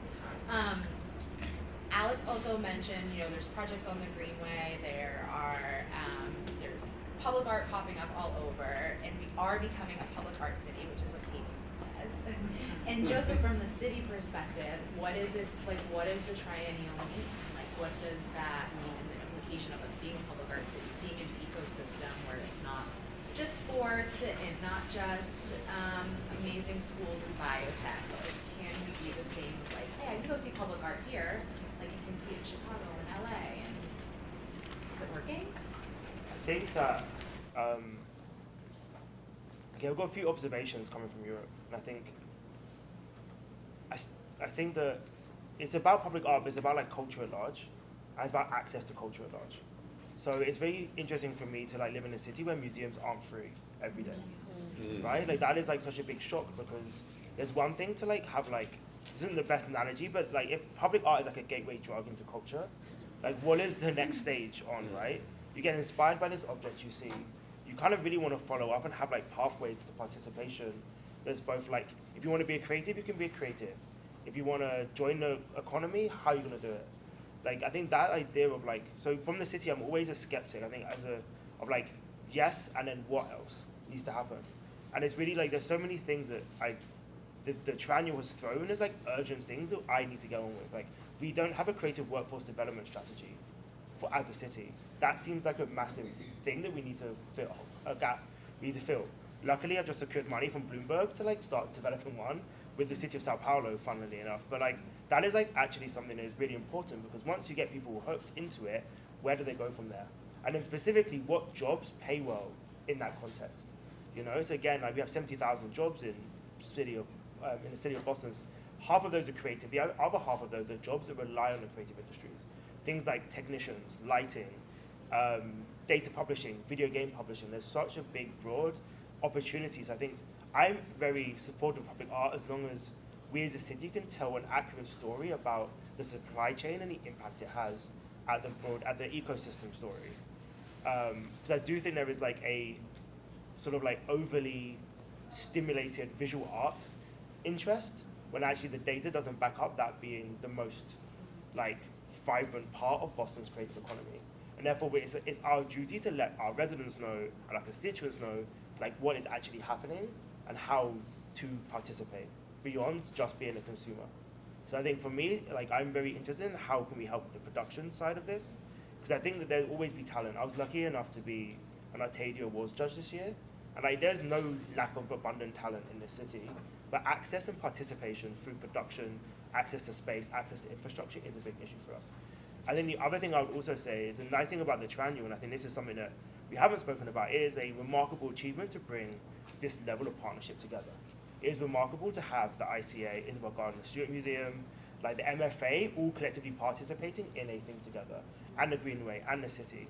And that does make me think again that there is the biggest challenge, or the biggest difference I've seen in London to Boston is that Boston has much more of a scarcity mindset, energy, where people are still kind of like, there is a limited pie, and we're gonna fight to get access to this limited pie. When I was growing up in the London creative scene, I think it's fair to say that other black creatives, the generation above us, got a certain access and then pulled the ladder up behind them.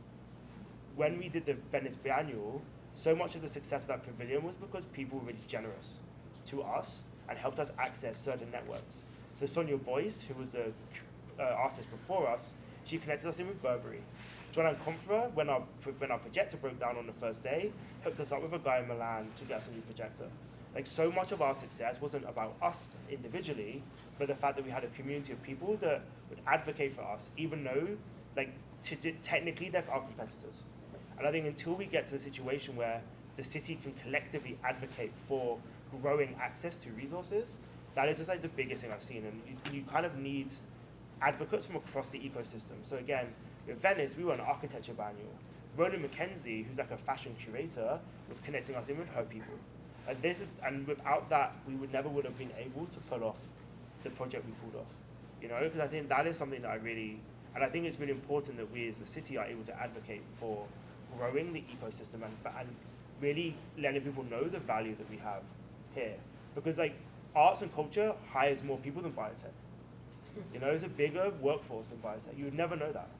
The other piece of data that I received, which was like shocking, but like in my experience, you need some jeopardy to push policy, is that in the last decade, less than 0.5% of approved space in the city was for arts.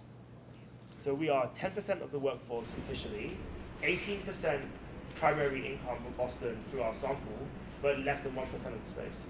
That equation just doesn't add up.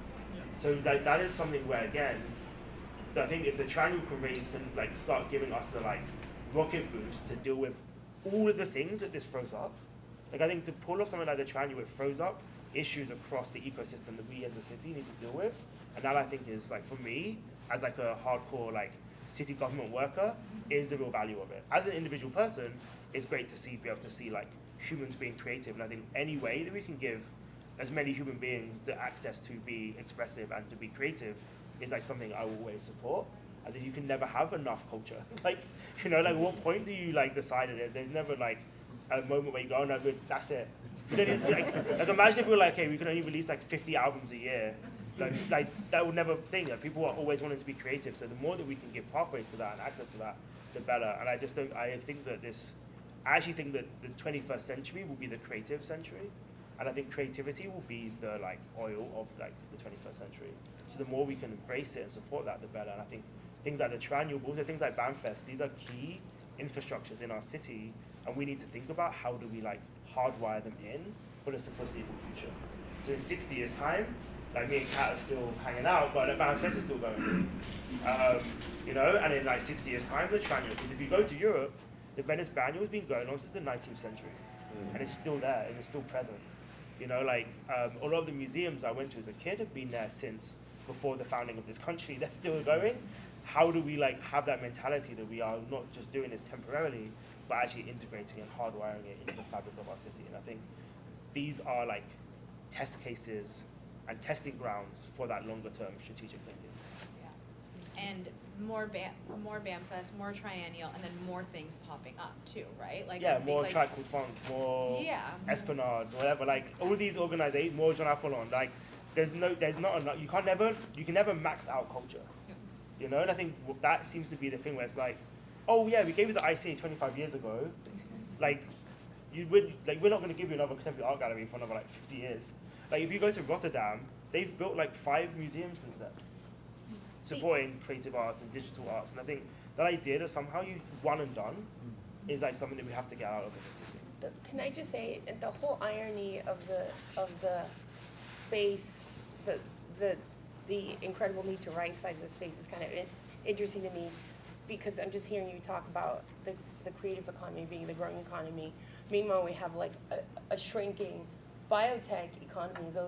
That demand is now going down, but we have all these life sciences buildings, and now they're turning them, I think, into housing. So it's kind of interesting. I think there's a huge opportunity to right-size the spatial infrastructure to the actual market need, right? And what's driving the market, if we want to use an economic argument. But I think what's lacking is a political will, maybe. I mean, as a representative of the city of Boston, I vehemently disagree with you. But politicians will respond to stakeholder validation. So if you demand it, things will move.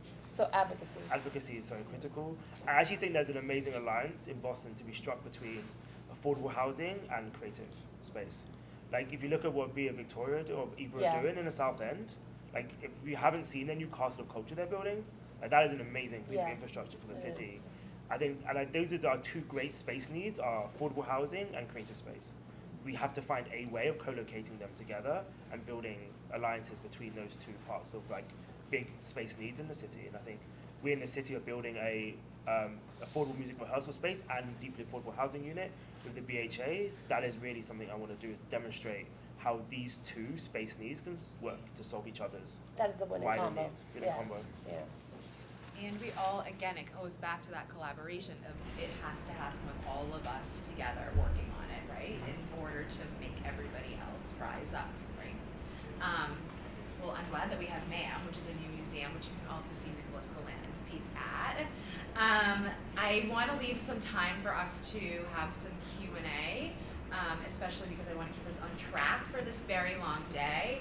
But I think this is also a testament, just the conversations that we're having here, public art being, like, this is totally like a catalyst for conversations. I thought I had one way I wanted this panel to go, and now we've gone another way. I'm just very appreciative to all of you for being part of this, and also being part of this first of the triennial, and being here for giving your perspectives. So I will open it up. Usually I would have a floating mic, but unfortunately we don't have that, as we know. So please, if there's any questions, I can just call on you, and I'd love to just like stand up and then project that way so the audience can hear you. No, I do have a lot more questions too. So. In the back. I have a question for the City of Boston. Are you guys planning on having more public art in your public parks instead of just within city plazas, or maybe in spaces that are sort of maybe harder to see from the street? Or I guess I'm really interested in the overlap between where people are most at peace, which is in green spaces. There's a lot of evidence to back that up, and like catching them with art when they're in that mindset, as opposed to when they're in the middle of their commute, or when they have to set aside specific time in order to go and engage with a cultural institution. Yeah, so you're in luck. Huh? I'll repeat the question. Essentially about there being more public art in parks. I've got two responses. One, we're meeting with the Chief of Climate, like next week, specifically to talk about strategic alignment between MOAC and the Climate Department, both around like better coordination with the Parks Department around placing things like public art. But also, at the moment, the city has a program around green infrastructure. And the point that we make a lot of the time is that management of landscape is a cultural act for so many indigenous communities. And therefore, we're going to be looking at like new landscape and new like green infrastructure. There is a way of integrating like cultural, like the idea of management of cultural landscapes into that. So, and then on top of that, when I was in London, we were really obsessed by the theatre industry. And we basically, during the pandemic, when things were happening, we asked all the theatres in London, just out of interest, how much are you paying for storage? How much? We asked 10 theatres, £18 million a year was what came back. That could have been spent paying people more, could have been spent on education, could have been spent on services.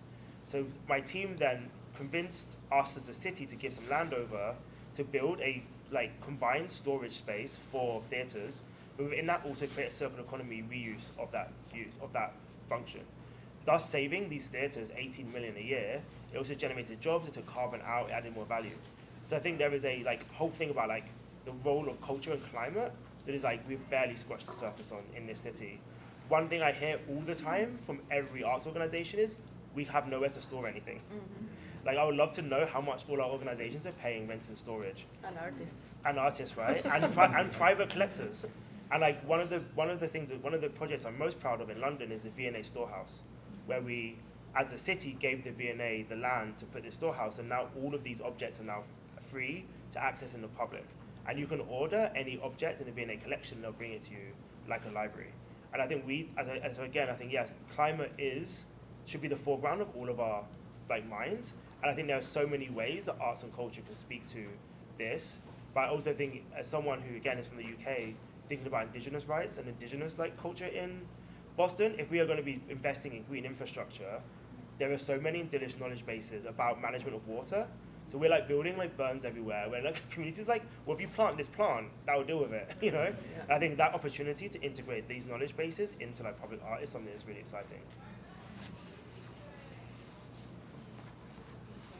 Okay. When I see the list of all the sponsors and partners, either that you talked about or that were periodically displayed on the screen, one thing I did not see was the MBTA. And I've been around long enough that I remember that in the 1980s, the MBTA had something called Arts on the Line, which was on the Red Line, and that's what gave us the Kendall Band that you might be playing with in Kendall Square Station. That's what gave you the big wind sculpture in Porter Square.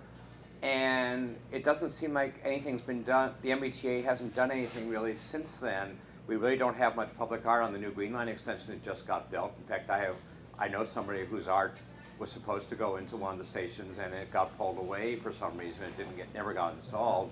How do we get the MBTA involved with public art? There's a lot of empty space in stations that you could put public art in, and it's empty now. Yeah, my dream is to have a sound piece, and I think it would be amazing. Well, there's one in Kendall now. So there is a state bill that's been brought, the S something something something. There's two bills. There's a creative space bill and a percent for art bill. There's a proposal to introduce a percent for art program for the state of Massachusetts. I've just written my letter of testimony and support advocacy for this bill. I will share it with everyone, so you can copy and paste it or resend it or whatever. But that is really important. It's the funding mechanism and the legislation for it. I believe that was part of the Red Line extension in the 80s. That's how some of that stuff happens. There was a provision like that. And then Mayor Wu now has a seat on the board of the MBTA. The city of Boston now has a seat. We have a percent for art program in the city. I think, again, it's about advocacy and coordination and understanding if you integrate it early enough. In London, we also have an Art on the Underground program, which is also very interesting. So I think that, again, the Deputy Mayor of London's number one thing about art is get someone else to pay for it. Yeah. There's nothing better than getting highways or streets or transit to pay for art. And I think that is a tactic that we will be deploying in the city as much as possible. I'll also just mention the Louvre station in Paris is full of replicas of work that is in the museum above it. And it's a really cool thing to see. At least it was in the 80s when I went there. Maybe jewelry now. Yeah, exactly. What? Yeah, put the jewelry, right, yeah. Right. Any other questions for our panelists? Oh, I have a lot here. And go ahead. Oh, will you actually come closer so we can make sure the people online can hear you? Okay, perfect. Thank you. Is this good? Yes, perfect. Hi, everyone. My name is Tasia Rain. I'm an emerging public artist in the city of Boston, as well as I run a teen art activism program in Dorchester called Artists in Action. I'm looking to just hear some insight, more on the local level. I live now in Common Square, and this program is run locally in Common Square through a nonprofit, Boston Project Ministries. It's been really hard to, find, because my program is a sector of the larger organization, it's been really hard to find like art-specific programming or funding for teen. We are funded to pay the teens as teen jobs, so they are employed as artists through this program. As I think I kind of have two questions.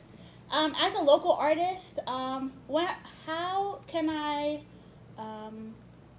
assist, I guess, and participate fully through my work, but also being a neighbor?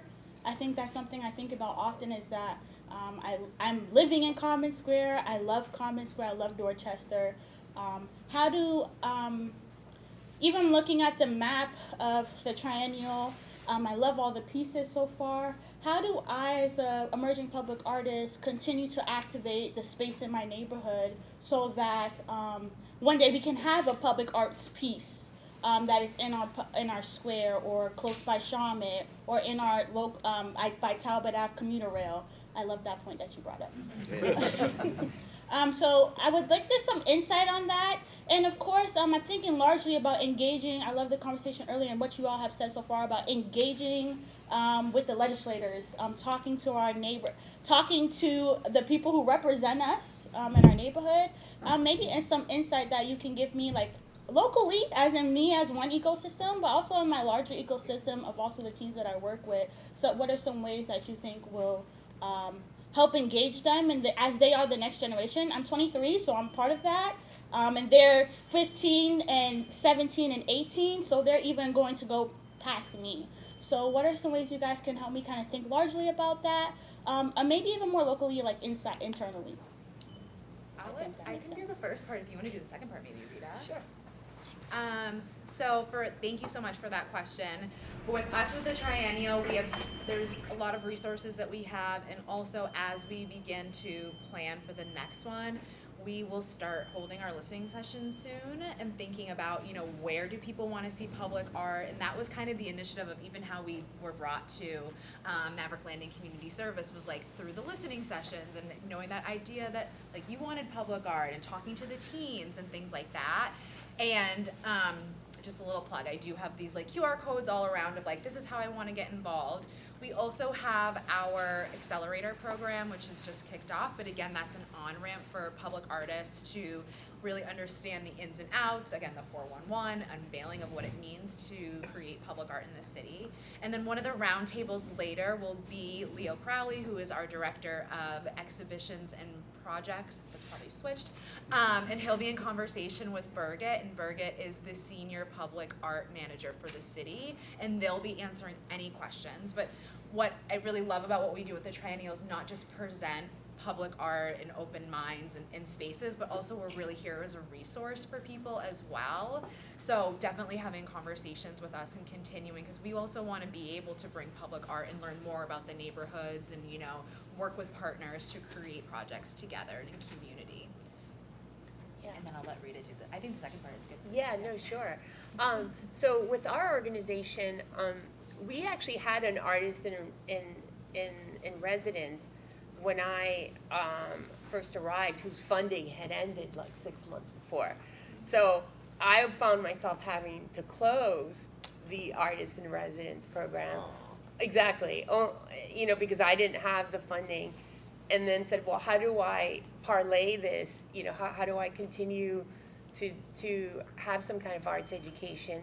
And was able to secure some funding for makerspace and building visual spatial literacy using makerspace education and supporting STEAM education.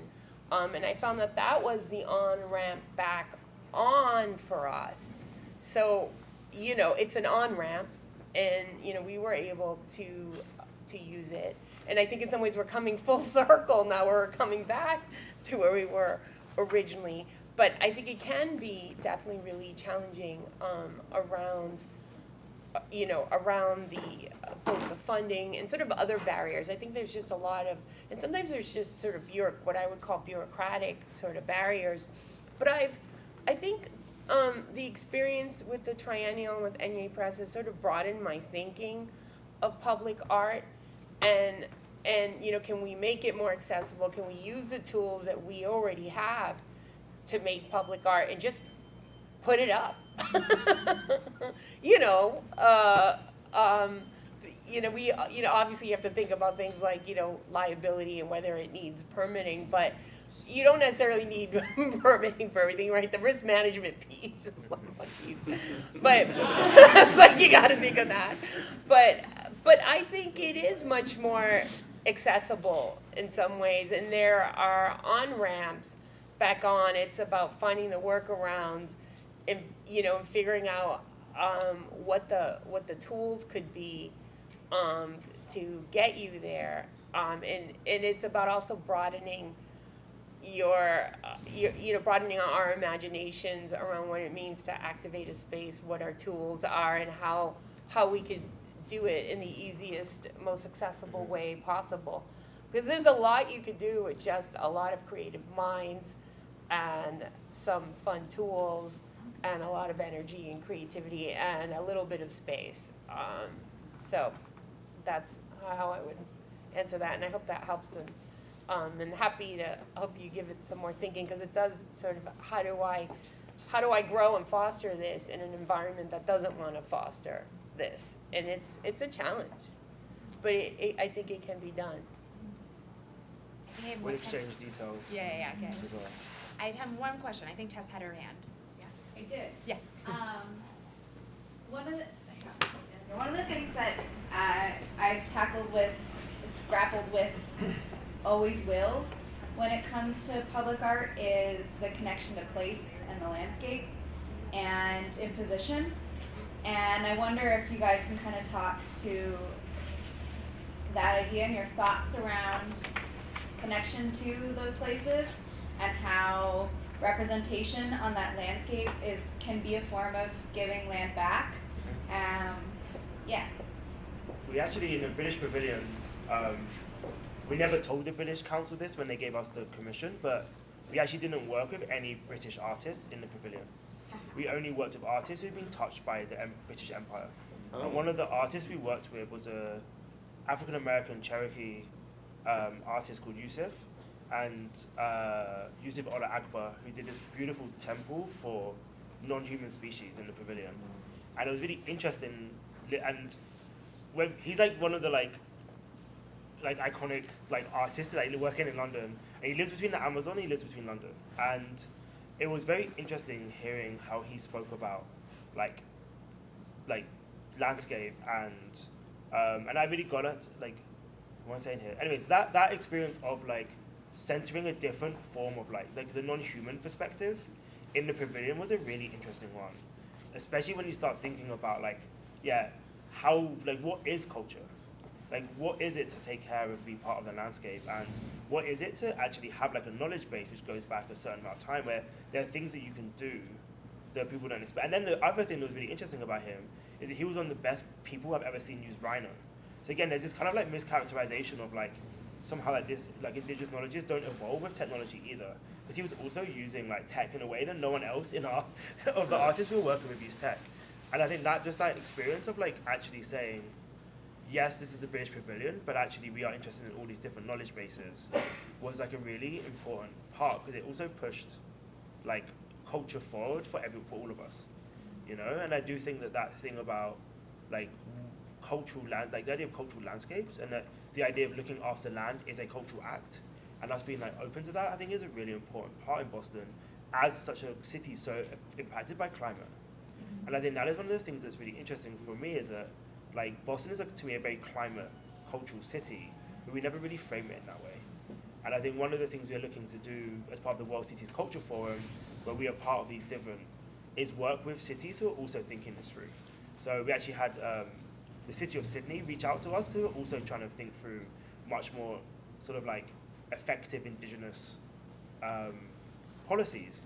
And it was very interesting being in the West Coast recently, speaking to people in San Jose and Vancouver who have land back policies integrated into their permit system, where there are certain organizations where every time they do a development, 10% of that development has to be given back as part of it. And I do think that we, as a city like Boston, has a vocal tradition, shall we say, of like, we are the first to do this, we are the most progressive city to do that, we lead the world on this. But actually, I think in this issue, we actually have a lot of like catching up and research to do.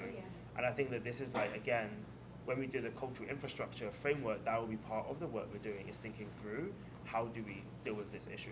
Not even deal with it, but how do we actually work in partnership to think through these issues. I think it's such a critical part of like, you are on indigenous land. Like you can't really like get around it, and therefore we have to be way more sophisticated and engaged in how to resolve these tensions and these like contested, and not even contested at this point, just like accurate histories of what it is to be like present in a space like this.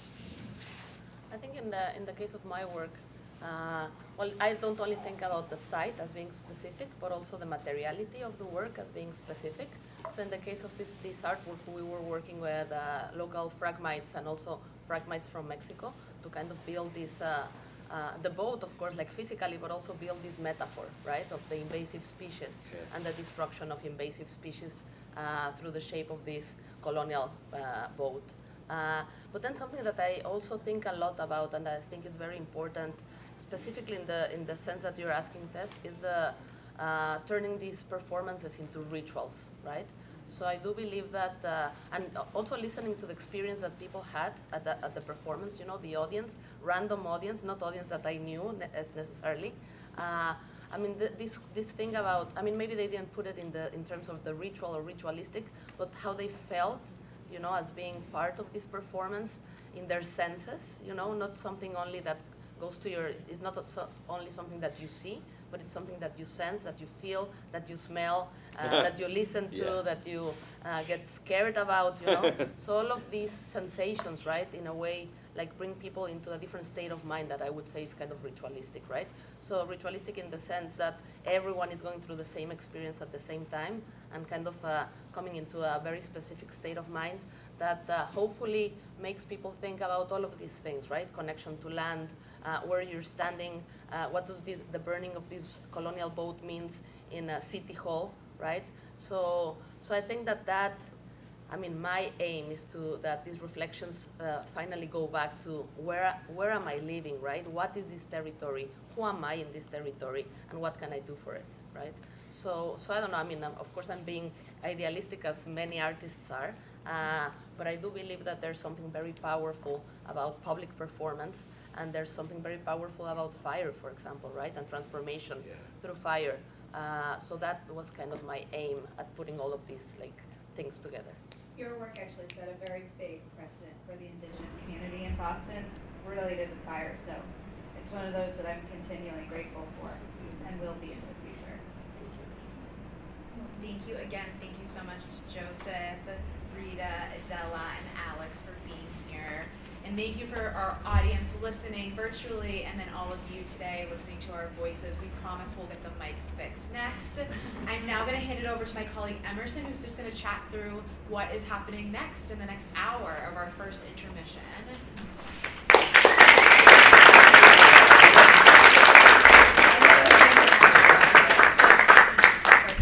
Stand in front of you for a second and not hopefully be in front of the screen. Awesome.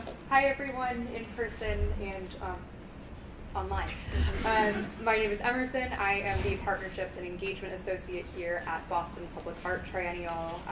Just want to say thank you one more time to all of you and all of our panelists, Joseph, Rita, Adela, Alex, and our fantastic moderator, Marguerite, for bringing such a rich and thoughtful conversation that was just so full of collaboration and reflection and a lot of laughs, which is always really wonderful.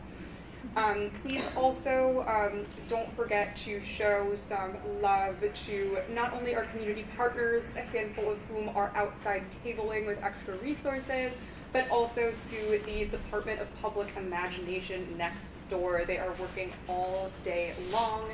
Feel free to take some time to orate a dream, and I'll let you explore that for yourselves. Before we transition, I just want to call attention to a few housekeeping items. The first one being, during this little intermission, we're going to have a little bit of an intermission. We wanted to have moments for you to be together and talk to each other and explore a little bit. during that intermission, we will be rebooting the AV system, so we will be all mic'd up and ready to go. Thank you for bearing with us as we navigate. So this is a first. The triennial is a first. You know, it's a lot of firsts. Thank you. Additionally, if you have any questions throughout the day, please find anybody with a name tag or enamel pin that's bright yellow, or a bright yellow Public Art Ambassador shirt. All of those are team members who are more than willing to help you out. Restrooms also, if you need them, are located on this floor. If you were to exit this room, turn left and then make another left. They're pretty much directly behind me. And also, we will be keeping this room monitored throughout the day, so feel free to leave your stuff here if you want to go explore. There will always be a team member here keeping an eye on things. I also wanted you, aside from, to invite you, aside from stopping by the Department of Public Imagination, I would love also to offer you, we have coffee, tea, additional refreshments in front of me, behind you, against this back wall here. And also, in a few moments, I will also encourage you to follow a couple of our public art ambassadors outside for a wonderful percussion performance by artist Steph Davis. If you are to turn around, I'm going to point to Delia and James over there. Two of our public art ambassadors who are waving in the corner will guide you outside for this musical performance that will begin at 2:15. Thank you so much again for being here. I also forgot to mention that that performance will be located at a new triennial installation by artist Akene Ijeoma. This is part of an ongoing work of his called Black Forest. This is a stone circle bench that is there to create some space for reflection and gathering as part of an ongoing living monument. Thank you again. This day is already off to a very wonderful start. Just really glad that you're all here, and let the intermission begin. Thanks again. Fixed. Yay. Now we get lights. What's next? All right. Looks like, oh, wow, it's such a good crowd. Everyone follows directions. Compliant, yes. So thank you again for coming back. That was a beautiful, beautiful performance. I think I will remember the trick of pulling the fire alarm next time we need everyone to go someplace. I'm glad everyone's safe, but I'm persuasive and public art trick. Get everyone to come. So I'm really excited to be here to introduce the next panel, which is not the how, but really why it's made public art in Boston. And when pulling this panel together, Jasper was very intentional thinking about the different forms of public art. I think we have everyone up here with very different lived experiences except for a muralist. Well, no, we have a muralist too. Look at that. Jasper, what an amazing job. I think of you now as like a social entrepreneur. But when I was asked to get up here and introduce, I was asked to give some thoughts about public art, which I could go on for about 100 years on. But I will just give this quick little story. I came into public art as an artist, and there was this one moment in 2014 where I had a commission to do a mural and a soundscape in downtown Crossing. And I'm up on a lift, and it's swaying like this, and it's slightly on an angle, and I'm so warm, and I've got a burn. I'm so sunburnt, and I'm like trying to perfect this line, and this kid down below goes, "Hey, I can do better than that." And that was a moment. I was like, you can. Please come up here and help me. It was a moment when I realized it really does take all of us, and my role would be better as a facilitator in making public art. I still make my weird stuff in the studio in East Boston every once in a while on Sundays. So there's different forms of public art, and there's different forms that all of you are going to get engaged in this public making. So maybe, I don't know if we've got questions about publicness, but we are here together as that public. So I will turn it over. Ooh, I have to read all the bios. Before I turn it over. Alexandra Paul Zotoff, all the way on the end, is a creative strategist dedicated to advancing civic expression in public spaces by bringing people and culture together through participatory digital and physical initiatives.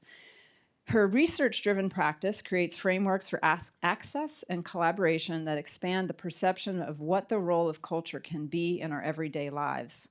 With experience across institutions, including her role as public art registrar for the City of Boston, and prior roles at Parish Art Museum, Creative Time, and Elite Model Management, Zotov creates innovative programs and policies that amplify the connection and impact between creativity and the public.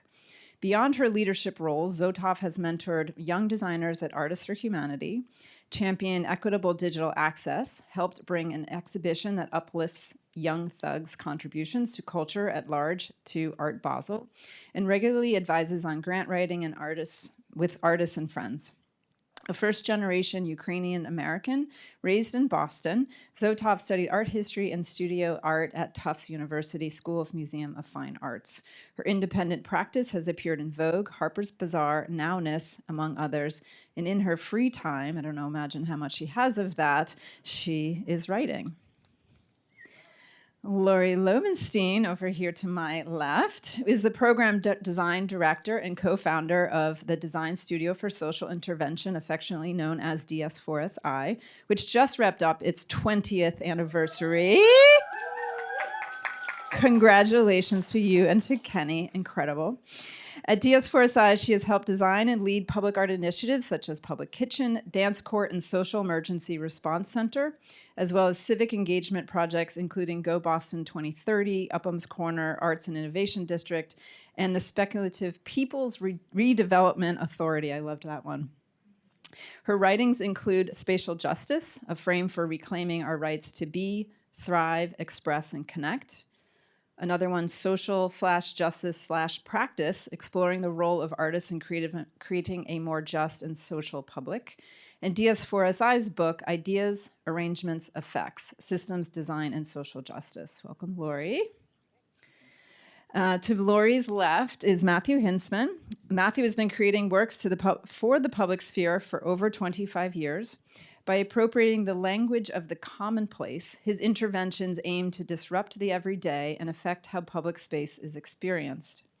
Two of his better-known interventions, Jamaica Pond Bench, 2006, and Still, 2014, can be found in the JP neighborhood of Boston. His first major commission work for the City of Boston, Wyeth and Webb, opened in fall of 2021.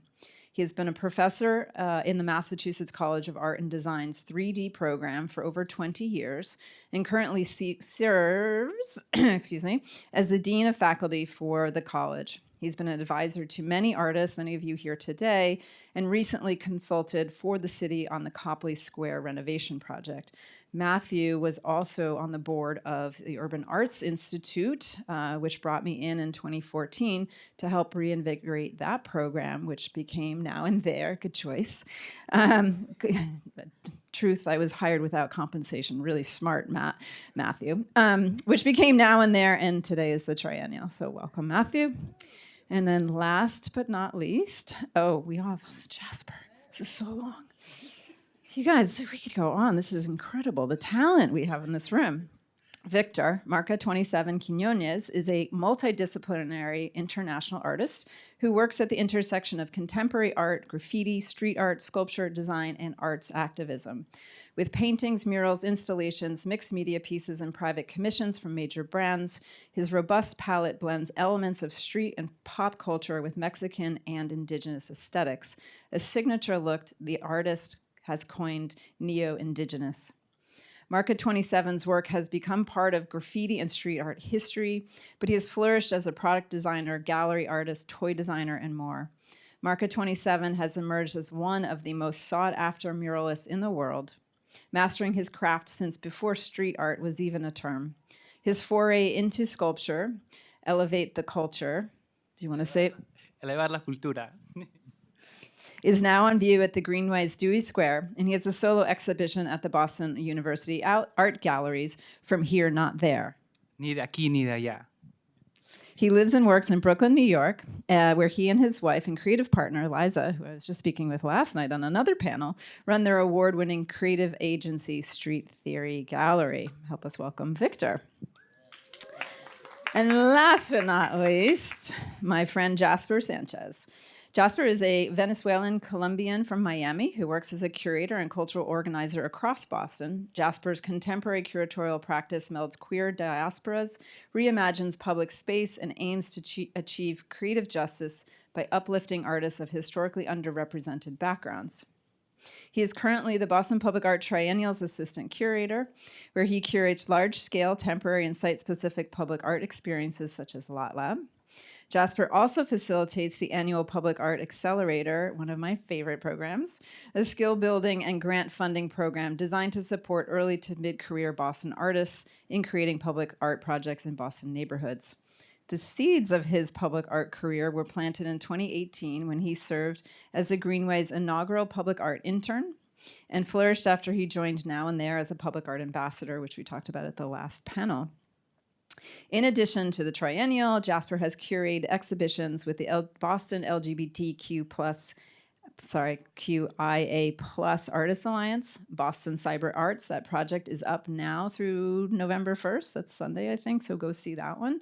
Boston Center for the Arts and the Tufts Arts Galleries. He is also part of the performance artist collective Mobius Artist Group and the inaugural Collective Futures Fund Advisory Council. So we've got some great panelists up here, and I know it's going to be a fabulous conversation. And I'm going to hand this back over to Jasper. Thank you. Thank you, Kate.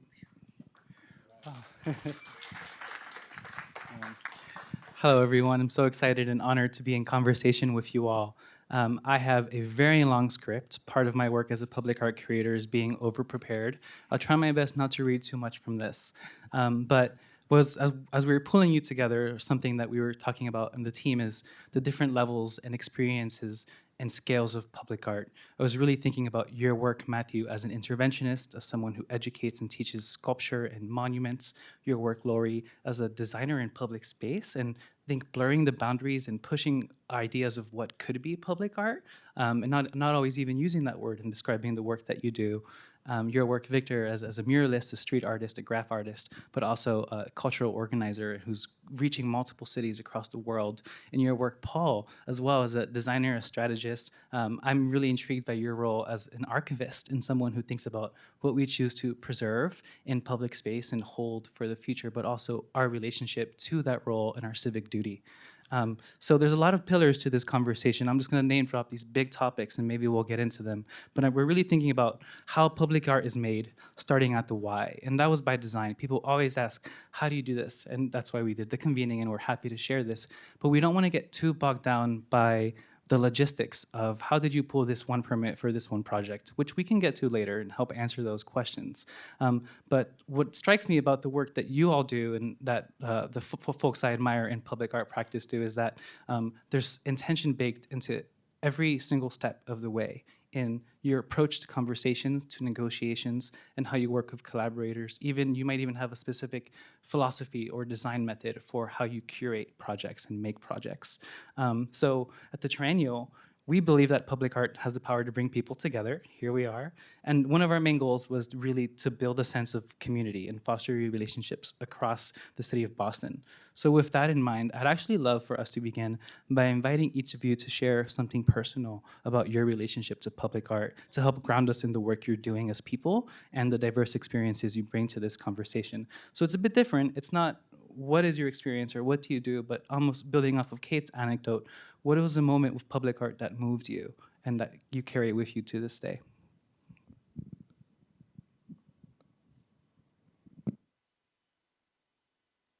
Alan? Yeah. Thank you so much for inviting me here. I'm so happy to be here and talk about public art. You know, I love that question. You know, we had a little bit of a prelude to the questions, and thinking about my first foray into the city of Boston as someone who grew up in the suburbs. I would take the train in from Reading into North Station, and I'd walk down Canal Street, and there was a piece at Haymarket. Oh gosh, now I wrote it down, and my notes are over there. But it's called Sudden Presence. Beverly Pepper is a steel piece that was there at the bottom of the garage. The garage isn't even in there anymore. And I was like, what is this thing? So as a high school student, I'm looking at that piece. I'm looking at Dimitri Hadzi's Thermopylae that's in front of the JFK building. I'm looking at Mags Harry's piece, I can't even say it's a Greek word or something, Aristron or something like that. These flattened vegetables that are cast in bronze and stuck in the ground. And so I'm looking at these objects that I thought, I don't know what any of these things are. At this point, I'm not even at art school. I consider myself an artist, I think, at that point. But I think that was the touchstone for me to think back and look at objects in the public space that weren't just like these vertical objects in space that were memorializing a person or a thing, but there was something else there. And that sparked my interest. And Kiki Smith, the artist, says about her own work, and this is how I sum up where I am now with my work. She says, everybody needs something inexplicable physically in their lives every day. And I love that thing where something that you don't know, that is you can't explain, how that sort of jars you for a second and makes you think for a moment, where am I? As opposed to everything making sense around you. So that's my story.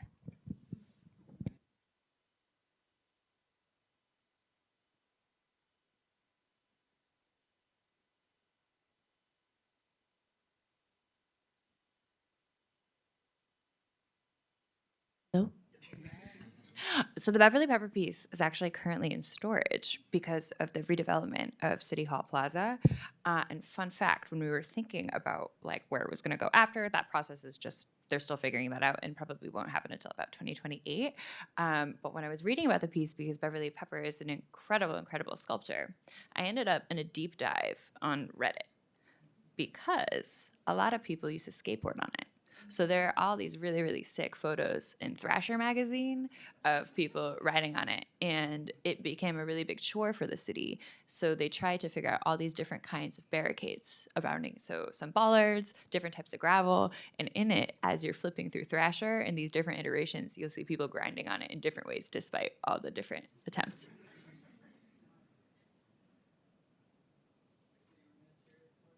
Yeah, actually, I was going to talk a little bit about when I first came to Boston. This was 1999.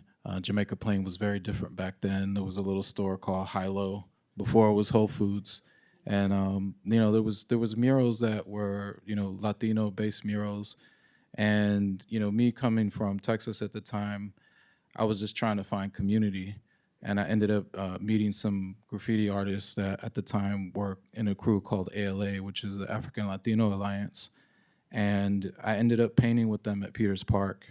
And they thought I was a little bit crazy because a lot of the things that I painted at the time really dealt with social activism and history and placemaking and placekeeping. And at that time, there was a song by Billie Holiday called Strange Fruit, and that was one of the first murals that we painted at Peters Park. Then we honored Touré Esquia and did another mural called Pyramids from the Projects. So this was all, for me coming to Boston and linking up with African and Latino artists and really just owning what that meant for us, being part of a culture that was founded by African and Latino artists. When you're talking about graffiti culture in general, we kind of felt like it was the beginning of a relationship that was going to grow into, which is now a tremendous feat when you think about what Pro-Black has done for the past couple of decades and what a lot of artists have done in this city. It's amazing seeing the evolution from graffiti to muralism to installation arts to exhibitions, and seeing it continue to grow. That's probably where I know you from. Coming to the Y probably when Rob and Najma and Dietra and I were working there, and ALA used to hang out there. I was thinking about something that I didn't even call public art, but has really made me think. I grew up as an organizer, and probably when I was in my 20s, I went to see the AIDS quilt in DC. And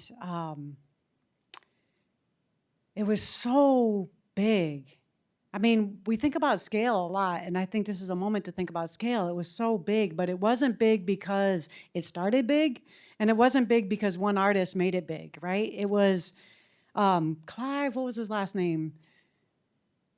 I'm gonna get back to you on that. He needs to be remembered. Clive was a gay organizer, you know, in San Francisco when AIDS started, and he was protesting at City Hall, and he saw all these signs honoring gay people who had died of AIDS, and he said, that looks like a quilt.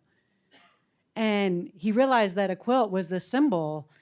His grandmother used to make quilts, right? It was a symbol of family love. And he said, this, you know, this is something we can use, right? It was something that was powerful because gay men were being considered as other, as them, as something that was not lovable, right? And he's like, we all have families, we all have grandmothers, we're all a part of someone's quilt. And so he invited people to literally start making quilts.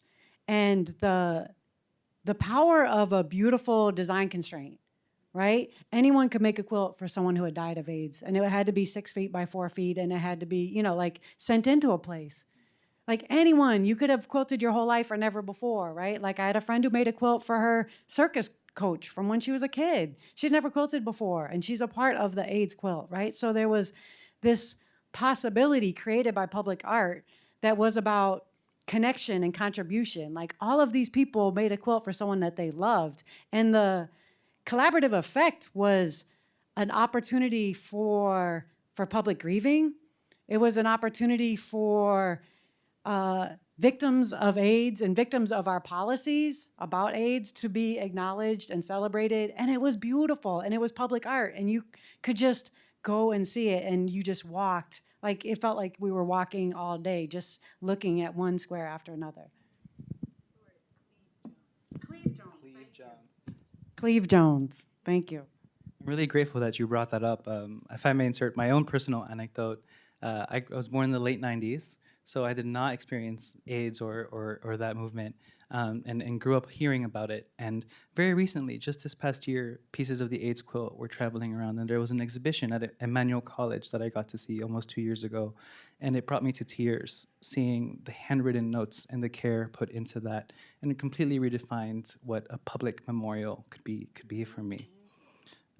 So thank you all for sharing your personal anecdotes. I'd love to dive into the meat of this panel and think about what your roles are in the ecosystem of public art in Boston, or your ties to Boston. There's a little bit of that we've heard through your bios and such, so we don't have to go on too much of a tangent, but I'd love to hear, like, what experiences do you have that bring you here today? If anyone would like to take that up.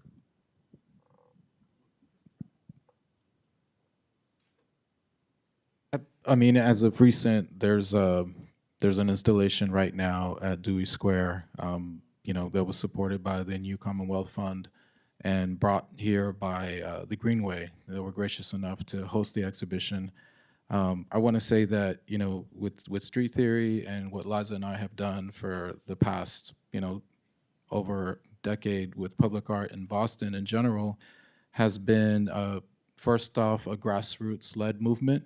You know, anybody in here who's an artist needs to understand that you can always, you know, work with community, work with other artists, and combine forces. You don't have to do it alone. You don't have to go at it alone.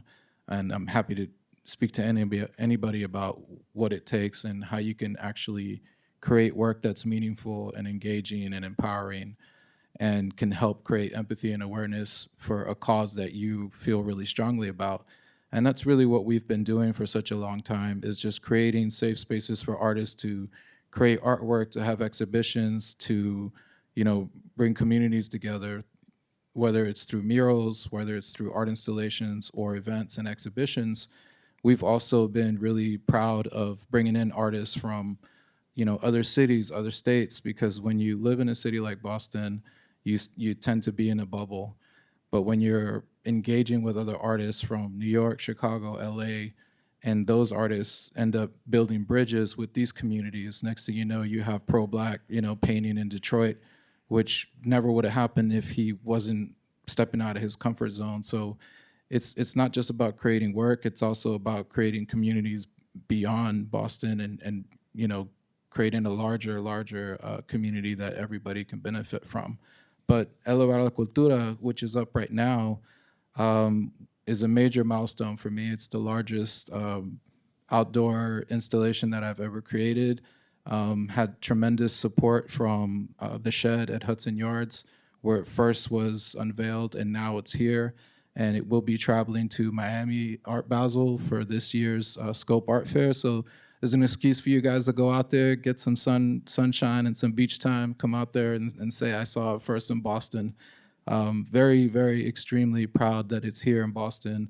Mayor Wu was a big inspiration for us to bring it here because of her stance on immigration and her resilience fighting against this administration and also ICE. If you haven't seen it, November 1st would be the best time for you to go see it. We're having a big Dia de los Muertos celebration there. You can witness the installation, also listen to it, play music. But we do these activations and this artwork because at the end of the day, it's about serving the community, inspiring people, and making sure everybody feels seen and represented. Thank you, Victor. I may call on you, Paul. What's your role in the public art ecosystem of Boston? Well, I actually think I ended up here because as I grow older and have more time in my career, I actually realize what I'm interested in is publics and civics. And the reason why I mentioned fashion in my bio is because that's what I had to do to pay my bills for art school. And when you're working in an industry like that, you are really, really aware of the modes of production for what it takes to not only make a garment, but what it takes to take a photo. And coming up from first an artist for humanity as a kid, which I think is really a place that fosters an opportunity for expression, which I think is a really, really essential building block of that in validating expression and also making together. I was specifically in design department as well. And I think having that emphasis on understanding that your voice can come into multiple forms, whether that be through painting or through video, is a really, really important part of the puzzle of what it means to be responsible in a public space. And one thing that you learn really quickly is you can't do anything by yourself. And as soon as you kind of understand that mechanic, you actually really begin to understand your individual in relation to others. So I ended up in government because of that. I think that it's really, really important to really understand that art is a facet of culture, and culture is both material and immaterial. And today, as registrar, I feel really that our role here in government is to be stewards of our collection and to create these opportunities for folks to not only have programming, but for program design on our end for y'all to be able to plug in. And I think that is a really, really important shift in perspective about what it means to be responsible and what the role of government could be in art. I'll turn it this way. Matthew, I see you eager to share. Well, one thing that I think I've heard today as well that has trickled out into this conversation too is an idea about generosity. And I think that generosity is kind of central to all the work that comes in the public space. I mean, I think of Paul and your work even as registrar and with the city and your advocacy for accessibility of the artworks as well, right? For all kinds of viewers, and when the work is there and accessible for everyone, it's this generous act. And so, I think that every time we do that, we become part of this ecosystem where the meaning is generated with the public. We don't bring the meaning and it's not pushed out from us through the artwork, but rather it's co-generated with the public. And that collaboration that happens, even with a stranger, I mean, in the ecosystem, I'll just say one little weird partnership, even though I don't know this person. I have a small piece that's affixed guerrilla style to a no parking sign in JP. And multiple times that post has been knocked fallen over. And someone's come back and fixed it. And every time they fixed it, that little object, it's a cast stainless steel angel, gets put back up again. And that person must have to interact with this object, right? The sign has been broken and fallen, they fix it and they put it back up again. And so I love the idea that someone saw that object and said, this is worthwhile. And now they're engaged in the maintaining of this as well. So I just think that's amazing. And when we do that, when we push that out into the world, I think about, 2 students that I've had in the past who now, and when Michael asked you about what's the on people, how many people have come through? And it's like this short-term metric. And the long-term metric is, Jahari Ortega, Cedric Douglas, 2 Mass Art students who now are doing public art throughout the city. And, I had a small part in mentoring them. I hope they've said I have. But I know lots of other people did too. There's other people in the room who've mentored them too. And, but like that's long-term, that's the ecosystem. And it takes 10, 20, 30 years for that to happen. Really value you raising the importance of public art education and education in teaching that you can even do this and scale your work for the public. I'm biased with the accelerator program. Were you going to say something or no? No. All right. Lori, what's your role in the ecosystem? It's, I'm not sure. It's funny, like I think the root of it is Kenny and I can't actually make shit. And so we always have to partner with people who can make stuff. Like, I mean, we could smoke meat and make hot sauce and a few things, but we imagine these things like public kitchens and dance courts and social emergency response centers and prototype lab looking at Aqua, Fairmont Cultural. We imagine in public festivals at Downtown Crossing, but we need to collaborate with lots of artists and partners and thought partners and funders, and so that has actually put us somewhere in the ecosystem, and it also not only does it enable us to try out some things that we can just think about and talk about, but also it's changed how we think, and so in some ways the generosity is very mutual, right? Because once you're thinking with a builder or you're thinking with a musician or you're thinking, you actually think differently, which is pretty cool.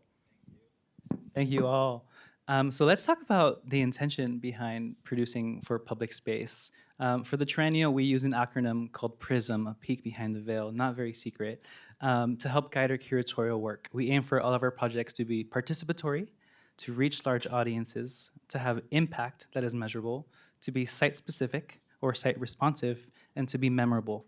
Many of those are qualitative, some of those are quantitative. Not every project hits every mark. Those are the challenges of the work. And I'd love to ask you all, what are some of the models or strategies that you consider in your own practice when curating, making public art, or leading interventions or designing for public space? And I may pick on you first here, Lori, given your work with the Design Studio for Social Intervention and your writing of ideas, arrangements, effects, systems design, and social justice. So I'd love to hear some of your design philosophy for co-imagining new community infrastructures that center this idea of aesthetic justice.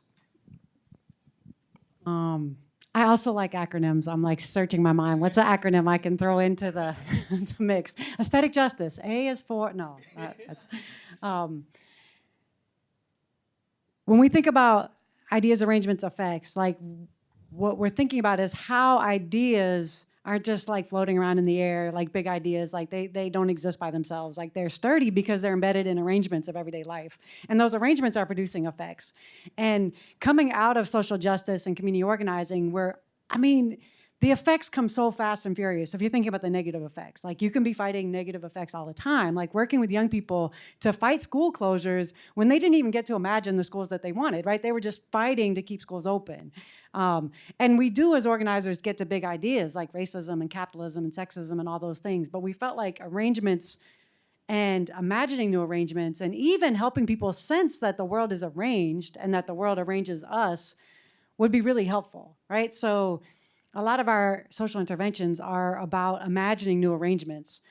So the public kitchen imagines, what if our communities had public kitchens like we have public libraries or public schools? How would that change everyday life? And what if we had dance courts like we have basketball courts? I can go play basketball anytime, and Kenny's a dancer, and he's like, that shit ain't fair, right? You could just go bring your basketball, and I have to get a sound permit, and I have to bring this thing, and So when you ask people to imagine, I think it's hard to imagine. You tend to think of something you saw somewhere else and you wish you had. Fair. And there's an element of justice, right? That was we should all have these things. We should all have great gardens or swimming pools or what have you. But to imagine something new, it takes more than a sticky, even more than a wall of stickies, like City Hall meetings with microphones and stickies. You have to try things out. If you say, what if we had public kitchens, people are like, yeah, that, I know someone who should go there. My neighbor doesn't have enough food. It's for them. But when you say like public library, like we don't just think it's for someone, right, who doesn't have enough books. We think it's, oh, I go there for this, or my kid likes that, or whatever. So once you build out a public kitchen, you act like it really exists. Like you might have it for a weekend, you might have it for 10 days. Shameless plug, our design team is doing a public kitchen for Halloween and Dia de los Muertos. You could go there from 11 to 6 and then pop over to the Greenway. And it's my birthday, November 1st. I digress.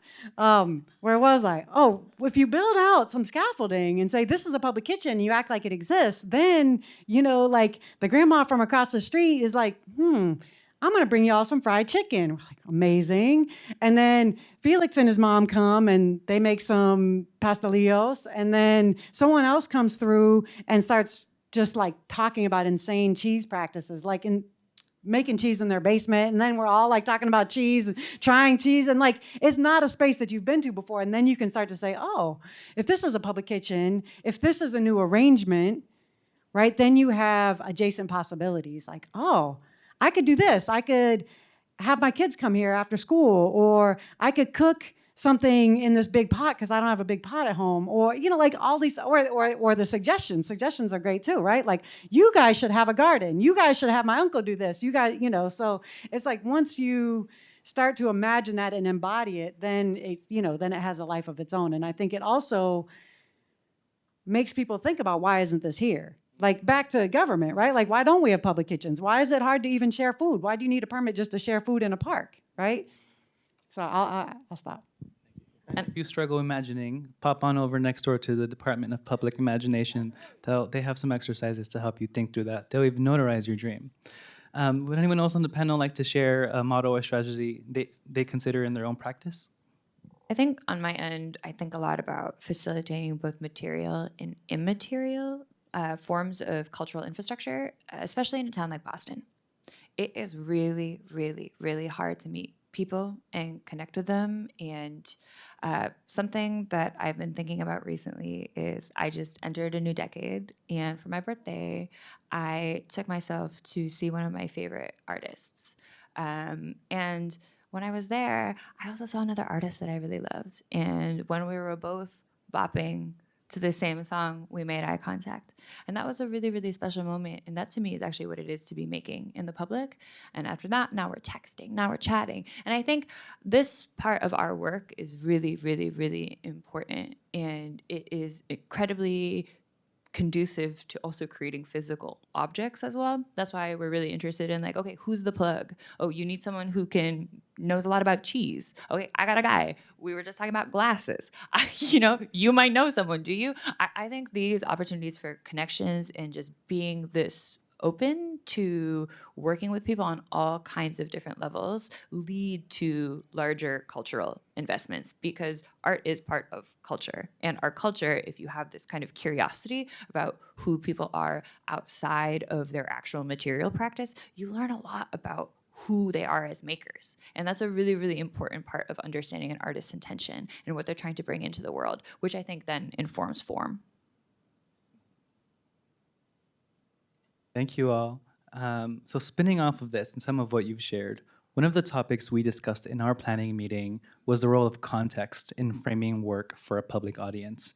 We all in different ways, writing a plaque, a press release, programming, different ways to engage or contextualize a work. It can be spatial, social, historical, and really contribute to how a piece is perceived. For example, a triennial plug, New Red Order's Material Monument to Thomas Morden, is smack in the middle of Faneuil Hall.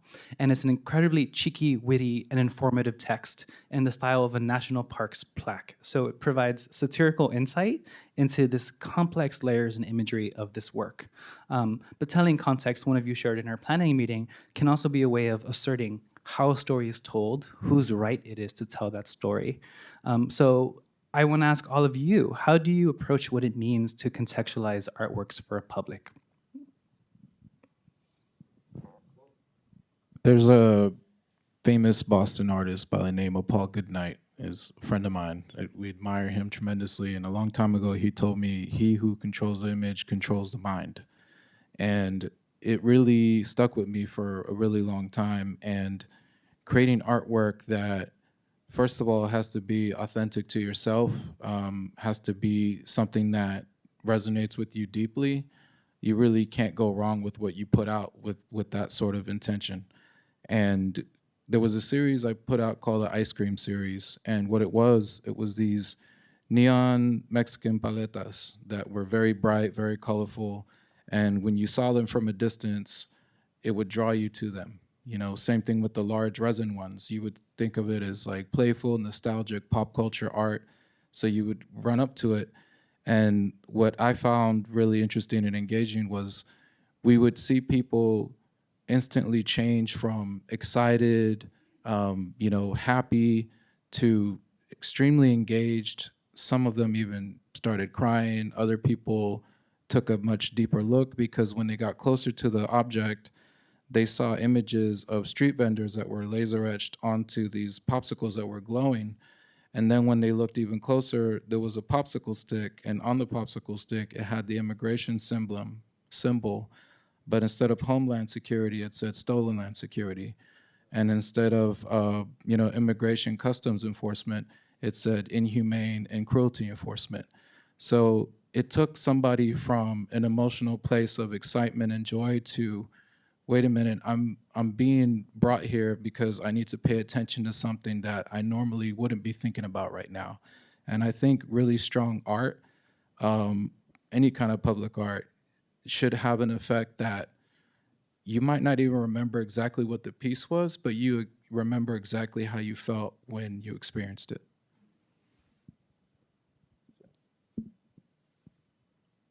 Well, and for a piece like that, from what I can gather, I haven't seen that piece firsthand, but it doesn't require didactics. It doesn't require text, right? It's there, it's embedded in the work, right? And I think that's the way the work should live, most at least the work that I try to do. How can it just live on its own and someone can engage in it in that way? And sometimes the work should be more, from a particular point of view, more declarative, like, please look at this, and sometimes it can be more open-ended too and allow for that anyone who's viewing it to bring their own narrative to it. I think, anyway, there's so many different ways to approach that. About you, Paul? Think a lot about if you're the type of person who looks at an art exhibition first or if you read the wall text first. I always read the wall text first because I'm a writer and I like words. Words help me. And it's not that I can't come up with my own meaning, but I like to know what someone's intention is and what they're referencing. And within that, I think about context as a spectrum, because there's like the context of the site, there's the context of the maker, there's the context of the viewer. And when you think about it like that, you actually realize that there's all these different points that you can, I don't want to say manipulate, but you have to be cognizant of. Right now at the city, we're running a really exciting program where for the first time, we're getting didactic signage for a lot of our collection. Which is really exciting. So we've procured the person who's gonna make the signs. And now the next part is, how are we going to write about what's on the signs? And that's a really, really fascinating question in a city like Boston. And for me, as someone who comes from a more museum background, we spend a lot of time thinking about interpretation and what it means to interpret something.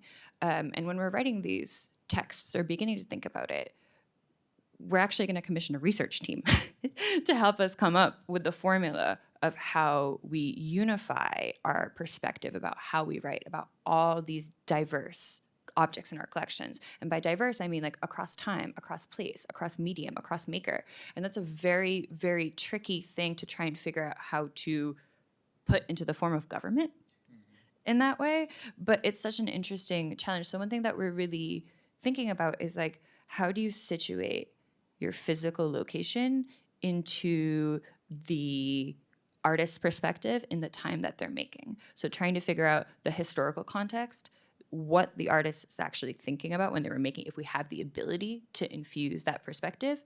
And as part of that research, I always pay attention to wall text, but now finally this giant folder that lives on my desktop has a life outside of just casual for myself. And a trend that I'm seeing is that people are actually putting artist quotes onto wall texts. And I haven't ever seen that before. So I'm really curious about all these different ways that language and our language choices can help not necessarily be prescriptive in how we lead people, but actually provide people an opportunity to be more curious about that. Thinking about this, and we've been hinting at the blurry boundaries of public art, interventionism, social practice art, things that we don't call art, but could be art. I'd love to use you as a focus group for a second. We've heard feedback that this iteration of the triennial was very object-based. We live in a city of monuments, landmarks, murals, and street art, but also are building upon legacies of political activism, social practice, things that are really embedded in our public spaces and our collective memory. Why do you think there might be an impulse towards the object-based in Boston's current public art landscape? And if you don't think so, why not?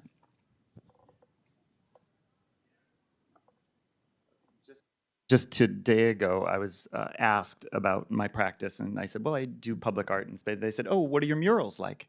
And I was like, no murals. And but it was interesting, and there was somebody in the city who actually curates these public art walks. And there's one in Jamaica Plain. And I know another faculty at Mass Art had sent their students out, and they could choose Jamaica Plain. I was like, oh, I'll check it out. See, I have 5 pieces in the neighborhood, all murals. Not one object on this particular map. And so it's just interesting to think about, yes, maybe some folks thought that this was object-oriented, but I think many people do think about public art and think exclusively murals as well. So it's interesting kind of space. I don't know, it's just an anecdote for that. Yeah. I'd like to chime in from somebody who's, painted tons and tons of murals and has finally, broken ground with like a large-scale installation monument type piece. And I can say from experience that it is incredibly, incredibly difficult to get funded to do object-based public art, and even harder to deal with permitting, to deal with certification, to deal with fireproofing, to deal with 100-mile-per-hour wind tests. I mean, there is so much shit. I can't even, it's insane, right? And here's the best part, right? You do all this work, now what do you do with it when it's done? Like, where is it gonna go? Where is it gonna live? Where is it gonna be stored? Once it's done, there's a whole nother like contingency of like, what's the plan? So I can see why so many people are not too familiar with public art that's object-based. If you're lucky, you're Patrick Martinez, you can just hang your neon sign in another city. But if you're Johari, those beautiful swings, they gotta go somewhere once this exhibition's done. So that's another thing that I think a lot of people are probably curious about, is how do you continue to bring this work to other places? Thank you all. Can I add to that? I think a lot of that also has to do with our notion of value. And this has to do with our relation to capitalism at large, and how we in general treat social practice and these more, as I was saying, like immaterial motions of culture, which are super, super important to facilitating these other types of culture. And I think, Victor, what you're talking about is this jump of being subjugated to a flat surface and then getting funded for a big surface. It's really hard for people to understand the different scales that you can come at for that. And I really believe that public art is art in public or art for public, and that distinction of rhetoric is something that we have been trying to have people be more comfortable with as they're understanding this more expansive definition of public art that actually allows so many more people to participate in its not only physical making, but in thinking through how they want to be making it. Thank you, Paul. I'm so glad you added that. And we spoke a bit in the planning meeting about the role of authorship in public art, this idea of one big famous artist or genius who does the work, and our inclination towards that culturally, historically, with the landscape of monuments in Boston as well. But to move us from the conceptual or theoretical and into the practical and structural, I'd like for us to explore some of the logistics and organizing behind public art production. It's daunting, as we've spoken about all day, when you're dealing with multiple stakeholders, city officials, site owners, community reps, permitting agencies, and unpredictable public safety concerns and other variables. Here at the Triennial, I actually want to share some numbers, fun facts relating to Adela's project. We just burned a ship made of reeds in City Hall Plaza that required 9 permits or approvals across 5 city departments. Everyone involved was extremely supportive in some ways, but it was a radical public act of decolonial methodology that many, even Adela, as you shared, felt was impossible at first. But in many ways, I want to follow that lineage to other projects that paved the way, such as when Andre Strongberry Hart Gaines Jr., a cultural steward of the Nipmuc tribe and one of the knowledge keepers, who's actually cast in platinum in Alan Michelson's triennial installation on the plinth of the MFA Boston, Strongberry Hart Gaines led a traditional Machoon burning on the banks of the Mystic River in Charlestown in 2022 with support from Olmsted Now and the Emerald Necklace Conservancy. And it's come out anecdotally, we believe that that helped pave the way in a very small way, right? But towards permitting, towards working with agencies like the fire department to get this approval process. But even Andre shared in an interview with WBUR that it was a grueling 5-month approval process for that project. So I want to think about that, how we pave the way in our work and practice for future public art projects, and ask you all if you could share an example from your own practice of a public art project or a social intervention that was challenging to produce. How did you get to yes with all of the stakeholders for that project? And maybe you have some advice for someone who finds himself in a similar situation. I was in a conversation of folks who were thinking about permitting and saying how, gosh, permits don't really work how they're supposed to work. And I said, maybe they do. Maybe they work exactly how they're supposed to work, because they work for some people and not for others. And it's usually people who in general aren't permitted. As people, they're not permitted, right? Like they're looked at as you don't belong here. And certainly your art wouldn't belong here. So I'm like, maybe permitting is working how Boston wants it to work. And I think that conversation was a while ago. And I think we've moved that way. And we've moved that way in part with, folks like Jen and Kate, who are phenomenal, badass white women who will go to bat for crazy projects, lend a bunch of, white privilege to the case. I try to do that myself, but still, it's deeply problematic. And even to the extent, you talked about earlier comparing it to other cities, right? Like when we try to serve food in public, I'm like, y'all, there are corporations that make a ton of money poisoning us every day, and they're fine. They're everywhere. Fast food is everywhere, and we can't serve someone's empanadas in front of the public kitchen. We can't grill in front of the public kitchen. This idea about what's permitted and not permitted is really far-fetched when you actually try to listen to someone's argument. So, one of the projects that comes to my mind, which was not a burning project. It was barely a food project. Food, music, burning, you need to know somebody. And probably that person is my age and white and has worked with the city and can grease a lot of things just by picking up the phone. And, I pick up the phone when I can, and I have some white privilege, but this is crazy. But I want to talk about In Public at Downtown Crossing. The In Public Festival really, challenging for a lot of reasons, but at the core, you have this massive skyscraper who had to do a public project, and so they created the steps at Downtown Crossing. The steps are awesome. Look at that. There's just steps right at Downtown Crossing. That could be so cool. And it's dead as hell. They wanted it to be the Times Square steps, but... and you try to do something there, and those good eggs at downtown BID, they're petrified. They're like, there's no drumming here, it's not allowed, there's people who sleep in that building right there. I'm like, who cares? They chose to move into the city. That's insane, right? So literally they're scared to drum. They're scared to do anything, especially if it includes Black and brown people, right? They're scared. So you have these steps that are lowest common denominator, strum, strum, strum. These steps could be hopping all the time. Never mind an occasional In Public festival. Emerson students, Comics of Color could be doing stand-up there. Performers, they could be doing theater there. There's so many artists, there's so many musicians, there's so many comedians. That place could be live. You could be just seeing live stuff all the time, right? Berklee School of Music. We have these amazing institutions, and we have so many artists that could use that space. So why is it that none of them are using it? It's because of permitting. Funding is another thing, but just to try to get access to those steps. Well, I'll let you go ahead, Matthew, please, or Mike. I was just going to say another aspect is, as artists, I think the artists need champions to help them to move projects through, because, you know, when I did the bench originally, the Jamaica Pond bench, and then was told you can't just put that thing there, and then had to get permission from City Hall. You know, I went to City Hall and I went in front of the Boston Art Commission, which was only 5 people at the time, 4 or 5 people, and the lead person said, no artist has ever presented to us alone. No artist, no single standalone solo artist had said, hey, I'd like to do a project, ever.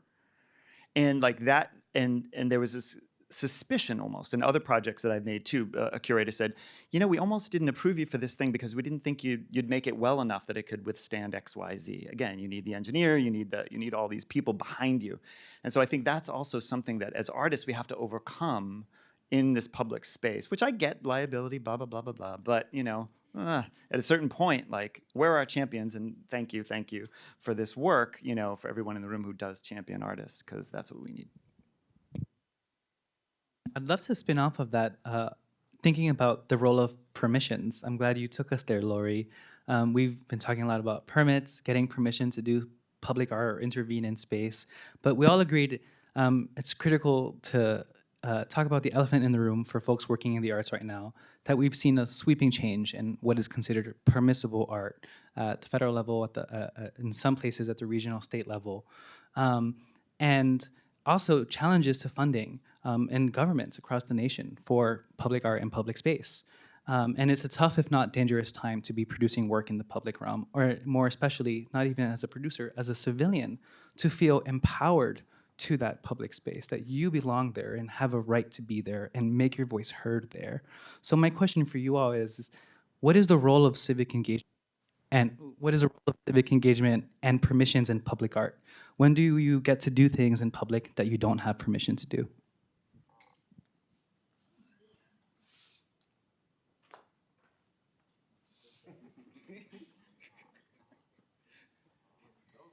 That is a government question. It's also a street artist question. I actually thought this one was good for you too. I can give it a whirl. Well, first of all, I really want to say thank you to Adela, specifically because of something that Tess said. This conversation about burnings in the city of Boston has been going on for hundreds of years in different capacities.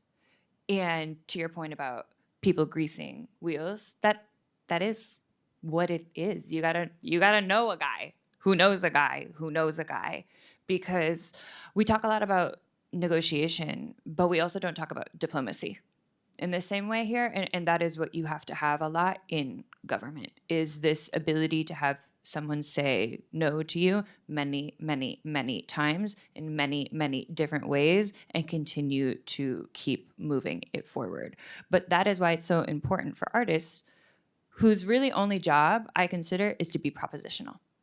And my job is to try and be like, okay, well, I can try and find you an engineer because we have this person on a contract who does like X, Y, Z, because we've bundled it into that, because we know that there is this need for that, because safety is the #1 priority that we have. And I also think that there's this very weird thing about governments in general doing public art, which is, because then you get into questions of like, who is making this public art and what are they allowed to say and where are they allowed to say? So that's why I think municipalities should be very, very conscientious of the way that they're thinking about commissioning and creating these structures that allow and support artists within that, while at the same time not squishing the actual place where something comes from, which happens a lot with street art and the actual, I think, creation of what graffiti is. And I think like as soon as you have a lot of it becomes a very weird conversation, especially as when you begin to think about like private development and what the role of government is and what the role of artists is. So I think you really always have to have people who believe and will ride for you, because there are those people working on the inside, but those people really often burn out. And that's the thing that we all need to be aware of, is someone might not be able to pick up the phone because they can't, but they will call you back, or they will find someone else who can call you back, because this is my first job working in government.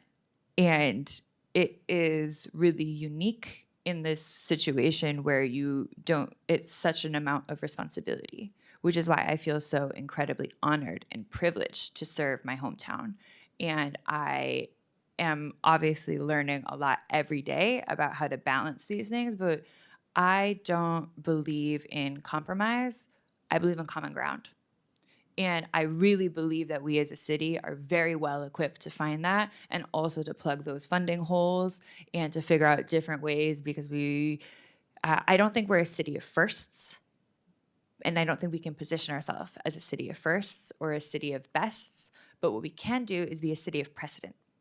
And if we want to be a city of precedent, that means that we have to think about all the ways that we can set precedents in the process of how we're making. And that doesn't mean that we're going to get it right the first time or the second time or the third time, but I am waiting for that time that we will pay someone in full and not have to get a food truck, you have to have, I think, like it's $80,000 just in permit. It's a lot of money, and that is uniquely our city's thing. And there are people who are trying to figure out how to navigate all of that. So outside of negotiation, it's about navigating that system. And as someone who's not asked for permission sometimes, I think that as an individual artist, like I ask myself the question, okay, this is a proposition in my head right now, but if I go through and build the thing and install the thing, what are the potential risks that I'm willing to take on, right? And in the case of Still, which references the murder of Trayvon Martin in relationship with this Union Monument in JP, that's also, as a topic, even once it was installed, the city never said a word because it was like a hot topic. Like I would have never gotten permission to install that in the first place. So like this intervention, I think that's the way it had to happen.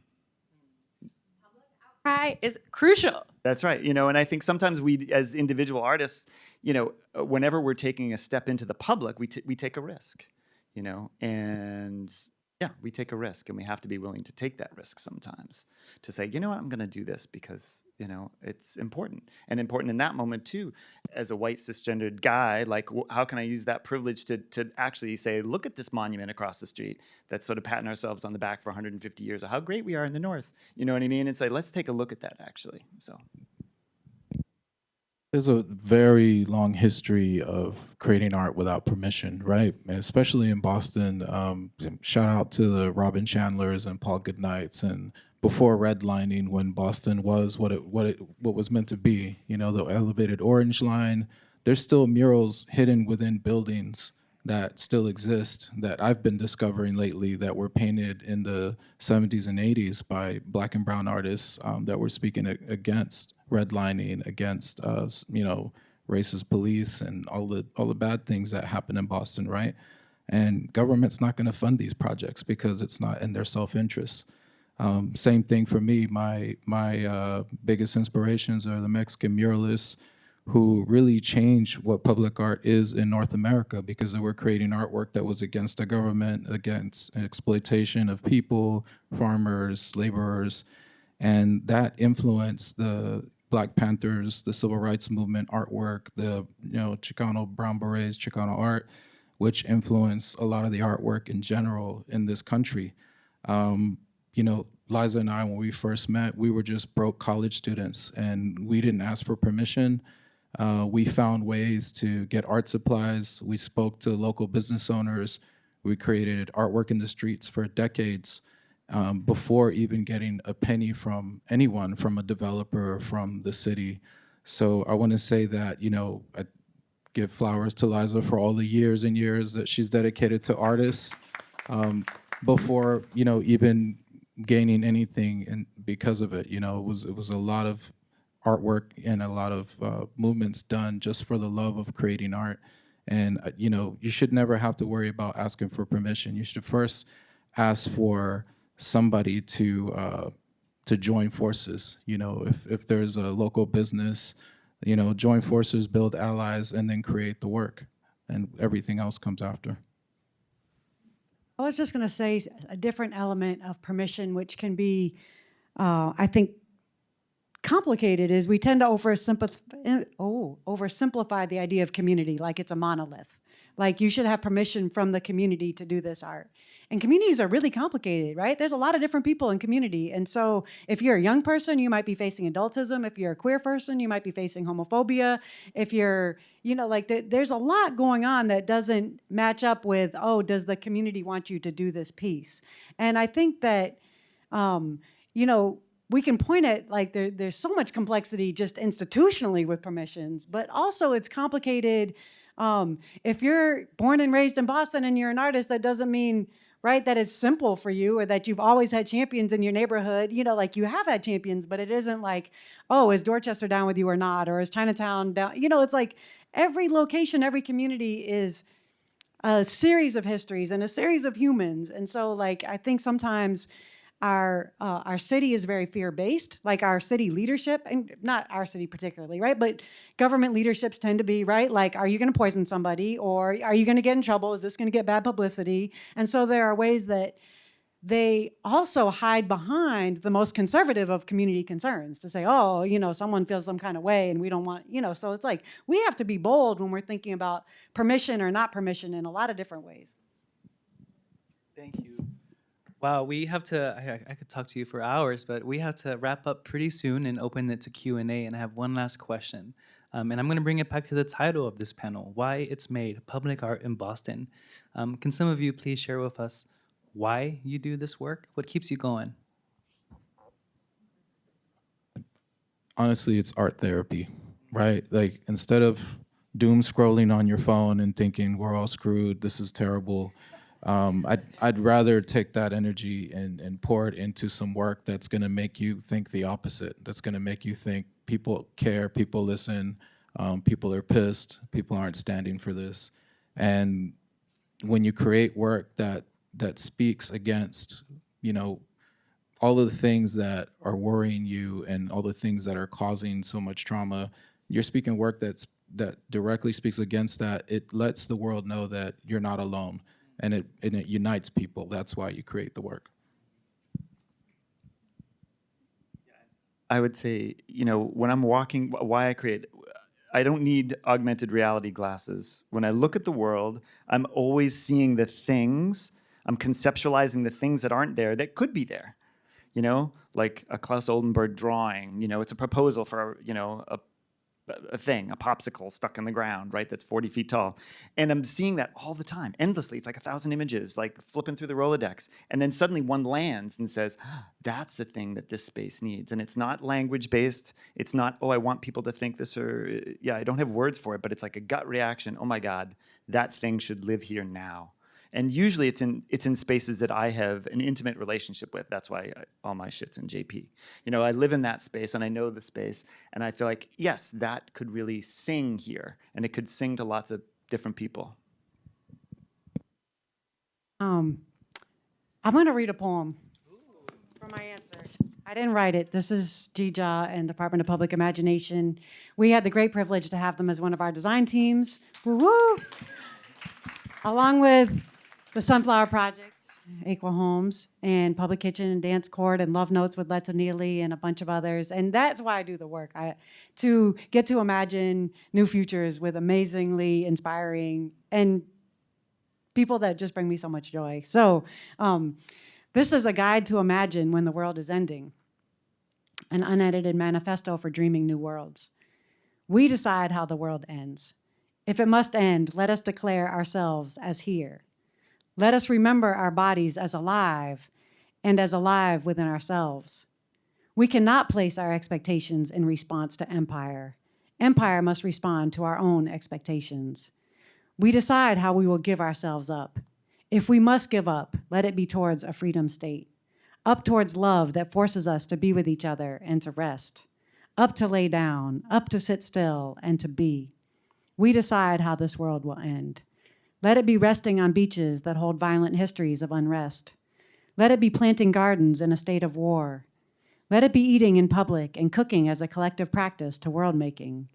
Let it be dancing on courts and corners as invitation to mourn and celebrate. Let it be chanting down the street. Let it be twerking, shaking booties to songs that have too much bass and not enough words. Let it be to Beyonce singing Why Don't You Love Me to America. Let it be Nina Simone, Mississippi, goddamn. Let it be creating art that paints us as joyful and filled with rage. Let it be in tears. Let it be yelling, singing, shouting the names of bodies in Palestine, Sudan, Ghana, Nigeria, Dorchester, Flint, Roxbury. Let it be in memory of our ancestors, neighbors, and ourselves. Let it be posting on Instagram in solidarity with the voices. Let it be crying over poems. Let it be manifestos and songs that claim our humanity. Let it be on sidewalks that challenge us to remember. Let it be by imagining new ways. Let it be the way that we want the world to end. You can get one right next door. Yeah. Department of print Public it. Imagination. And with that, we'll open it to Q&A. Hello, Aqua. I'll run over to you. Click, clack, click, clack.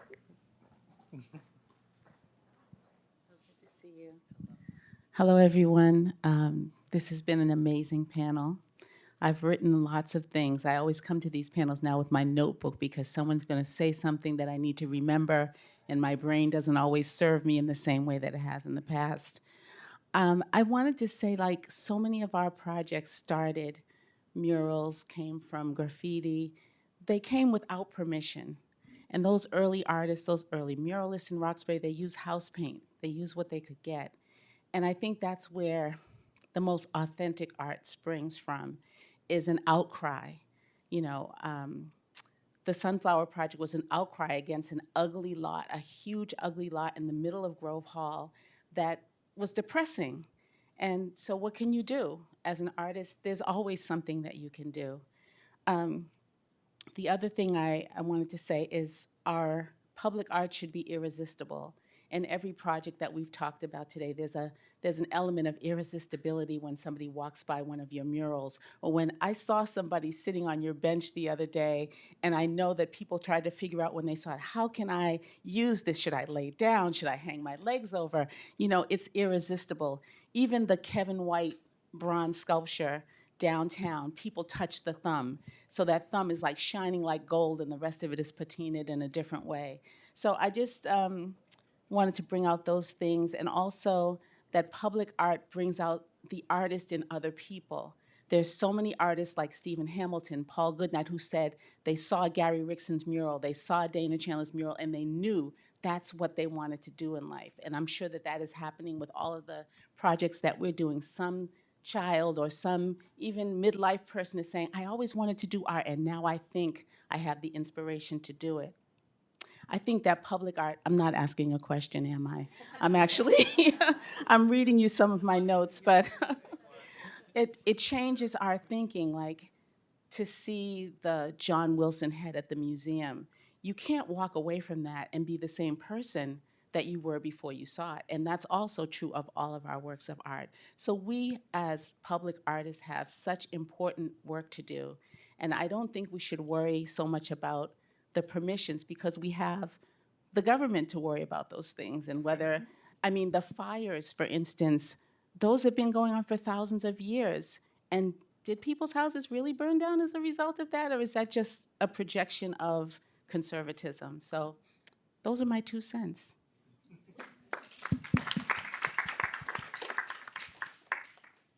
Any other questions? Thank you, Tess.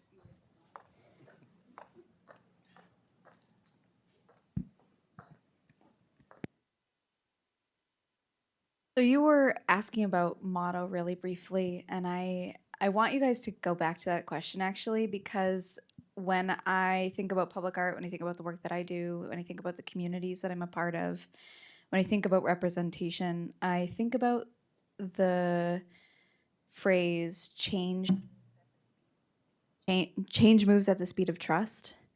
And I would love if you guys could kind of think about that, give some thoughts on that in relation to both your work as public artists, but also within our community here in Boston and even beyond that.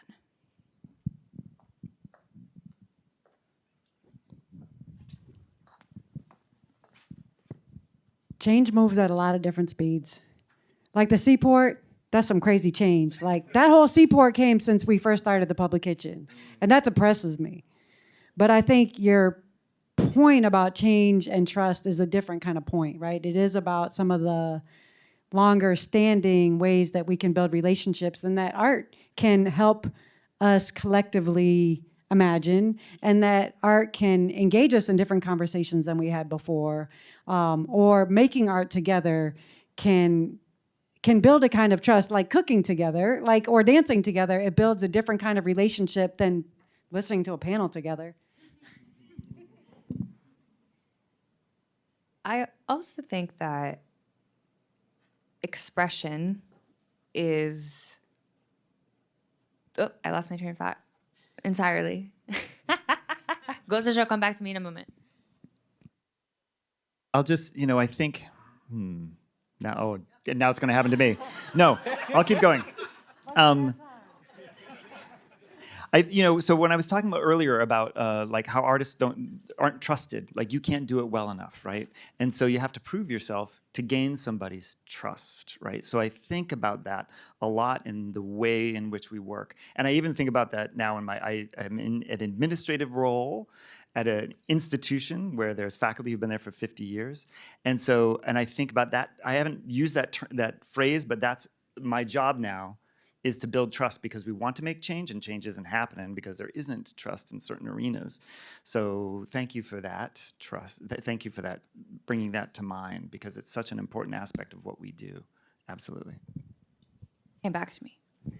So I think when you have this thing inside of you, this desire to express yourself, regardless of what form it comes in, which I do think is the root of culture, material, immaterial. It comes from this place of wanting to understand and simultaneously be understood. And part of trust is also vulnerability. And I think that it is a huge vulnerability that artists are always doing by expressing themselves and in sharing. And I really, really admire the trust that it takes to the public in order to receive what people are offering.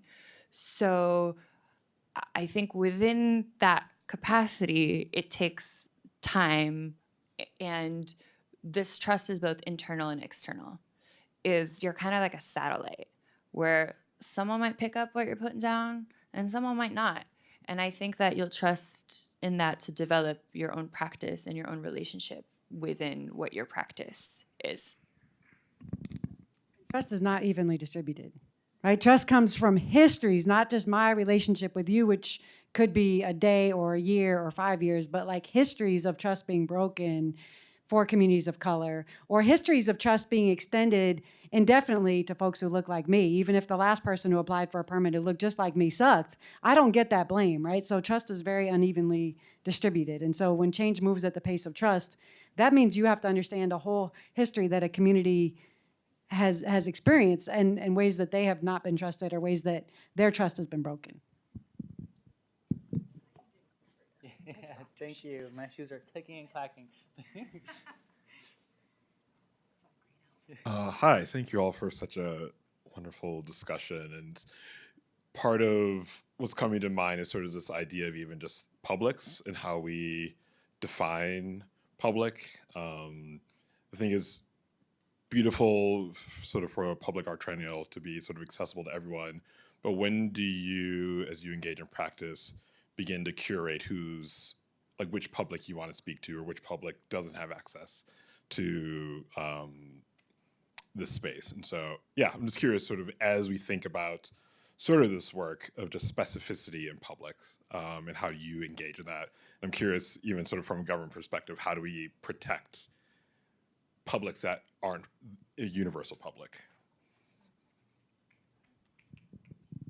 The reason I didn't want to speak about permission is because I actually think that permission is usually tied to government, but I actually think it's more about y'all, where it's about your advocacy, where you really have to speak truth to power and say, we don't want this or we want that, especially in these times where y'all are the ones who are going to shift the needle by telling us what you want. And that's the way that change moves in government. It's a lot of handshakes and it's a lot of contracts, but a lot of the reasons why there are those handshakes and those contracts are because a lot of people say things. And I think we need to continue to understand that. And I also know that that sounds like a very government answer, and that's also like could be a very fake answer, but that also is how it moves, is people coming together and standing up for what they believe in, and also not only spewing rhetoric. Like I think that that is a big part of Massachusetts. You know, we think that we are something else because we are different from the rest of the country, but we're not. You know, gerrymandering is such an incredible part of our history that is inherited in so many different ways and also simultaneously perpetuated. And that's what we're standing on when we're here. Exactly, the rhetoric. Responses to the question on public? It makes me think of some work we were doing around nightlife recently, thinking about what folks would want for a nightlife in Boston. No shade on the nightlife in Boston. But one of the things we heard loud and clear from folks who were organizing kind of underground scenes, you know, Black and brown folks, queer folks, was we're not aiming for a general public. Like, we're aiming to be better resourced on the things that we do, but this queer Pan-Asian thing that I'm doing is really important to me. I'm not trying to have like every, you know, gay white lady come in because it's queer. You know what I mean? So I think that your question is really important, right? There are ways that we think about the public, but also ways that parts of the public really are like, we want to have space in public. Like, one of my favorite examples is the Bagley Prom at City Hall. I'm like, Bagley Prom at City Hall is like 30 years old, you guys. Like, that's spatial justice. Like, City Hall gives it over to queer young people, and they come from across New England for the Bagley Prom. And it started when queer kids couldn't even go to the prom, right, and not really risk, right? I mean, go as themselves, go with their loved ones, right? Be their full selves. So I like that question. I think it's a really powerful one as we think about public art and public space, to also acknowledge that there are multiple publics and that it's not like the easy answer is the let's just be a big rainbow and have everyone, you know, go to the Celtics game together or something. And also thinking about things like nightlife. Like, where are the 24-hour daycares? Like, that's also a big part of nightlife. And that's not only thinking about nightlife as, you know, partying, but also there's a whole nighttime economy. There's nurses, there's all kinds of people who work different types of schedules. And I think that's also like a different interpretation of how we think about public and time on those different scales. Let me check time, 4:28. We'll fit one more question in. I see you, Liza, but a gentleman behind you raised his hand a while ago, so I had to pick on him first. And then after that, we'll have to wrap up. Yeah. What's your question, Ron?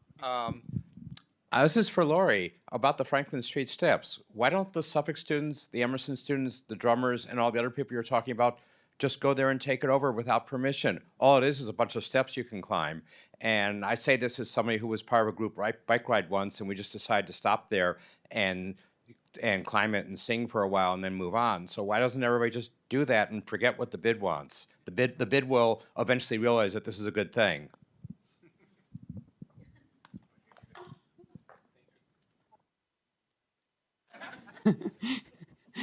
I love that idea. And I think that and I think we should do it. And I also think that that again is, you know, it is easier for folks who look like me to do that. Like, if a cop wants to stop me, they're gonna stop me very gracefully and pretty gently. I could even probably be burning something, and it would be a fast stop, but it wouldn't be a violent stop, you know? So there's gonna be some musicians that have an easier time just popping up and doing it. But there's gonna be some, like, we've worked with some artists of color who are like, you actually need to come right now because there's a cop harassing me just working on this project. That will help. That will help. But it's still like, you know, like, we're in a moment where 50, 100, 150 college students are getting kicked out of college for protesting legally, you know, in public spaces on college campuses. So I think it's right. I think it will help, but I think it would take a lot of support and protection. Liza, let's take your question and then we'll wrap up. Thank you. can project or however. So I want to acknowledge the fact that a lot of public artists are also studio artists. And when you move from who you are and what your point of view is as an artist personally into the public realm, you have to think about art in a different way because you have to think about how it lives in community. And I really love, Lori, how you brought up sort of the other part of permissions and really thinking about all the different facets of community because it's not a monolith. And I've experienced a lot of artists get stuck in this design by community space. So I would like to ask the panelists, what's your advice for artists who are working in that space on sort of maintaining that point of view and also still being able to create work that is made for the public?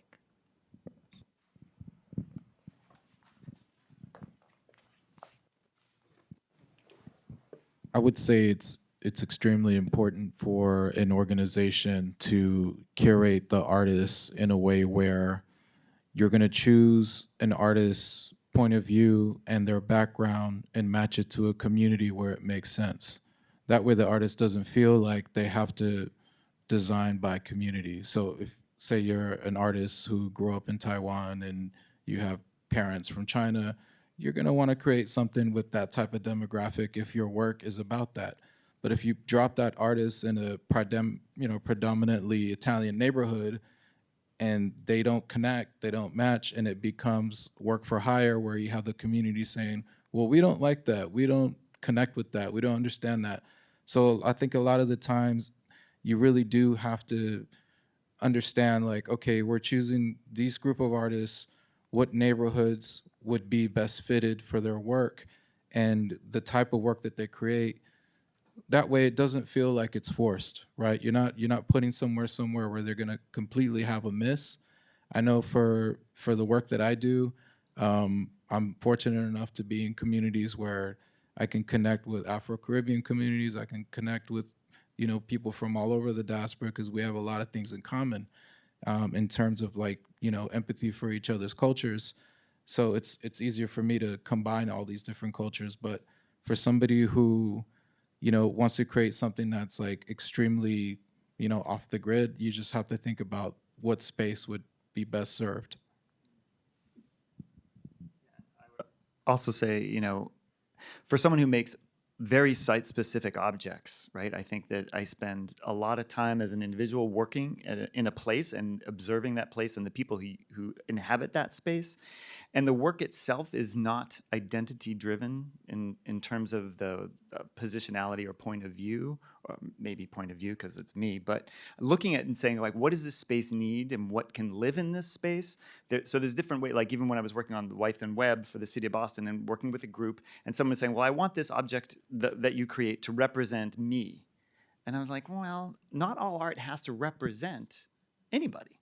It can be a thing. I think of Fog Flow that happened in the Emerald Necklace, and this amazing experience, right? It can be propositional. It can ask a question, or it can be a reflection or a statement too. It can be all of those things, but it doesn't have to be. So I'd also ask that question too, especially if you are not positioned within a community and connect with the community in that same way. You have to be really careful about how you're working in that space. Absolutely, yeah. Thank you all. Unfortunately, we cannot take any more questions, but please come find us, mingle, ask our panelists questions if you see them at the snack table. Sorry to put you on the spot there. But I'd love to wrap us up and invite my colleague, Zella Levy, to transition us into the next phase, and thank all of our panelists and see you off the stage.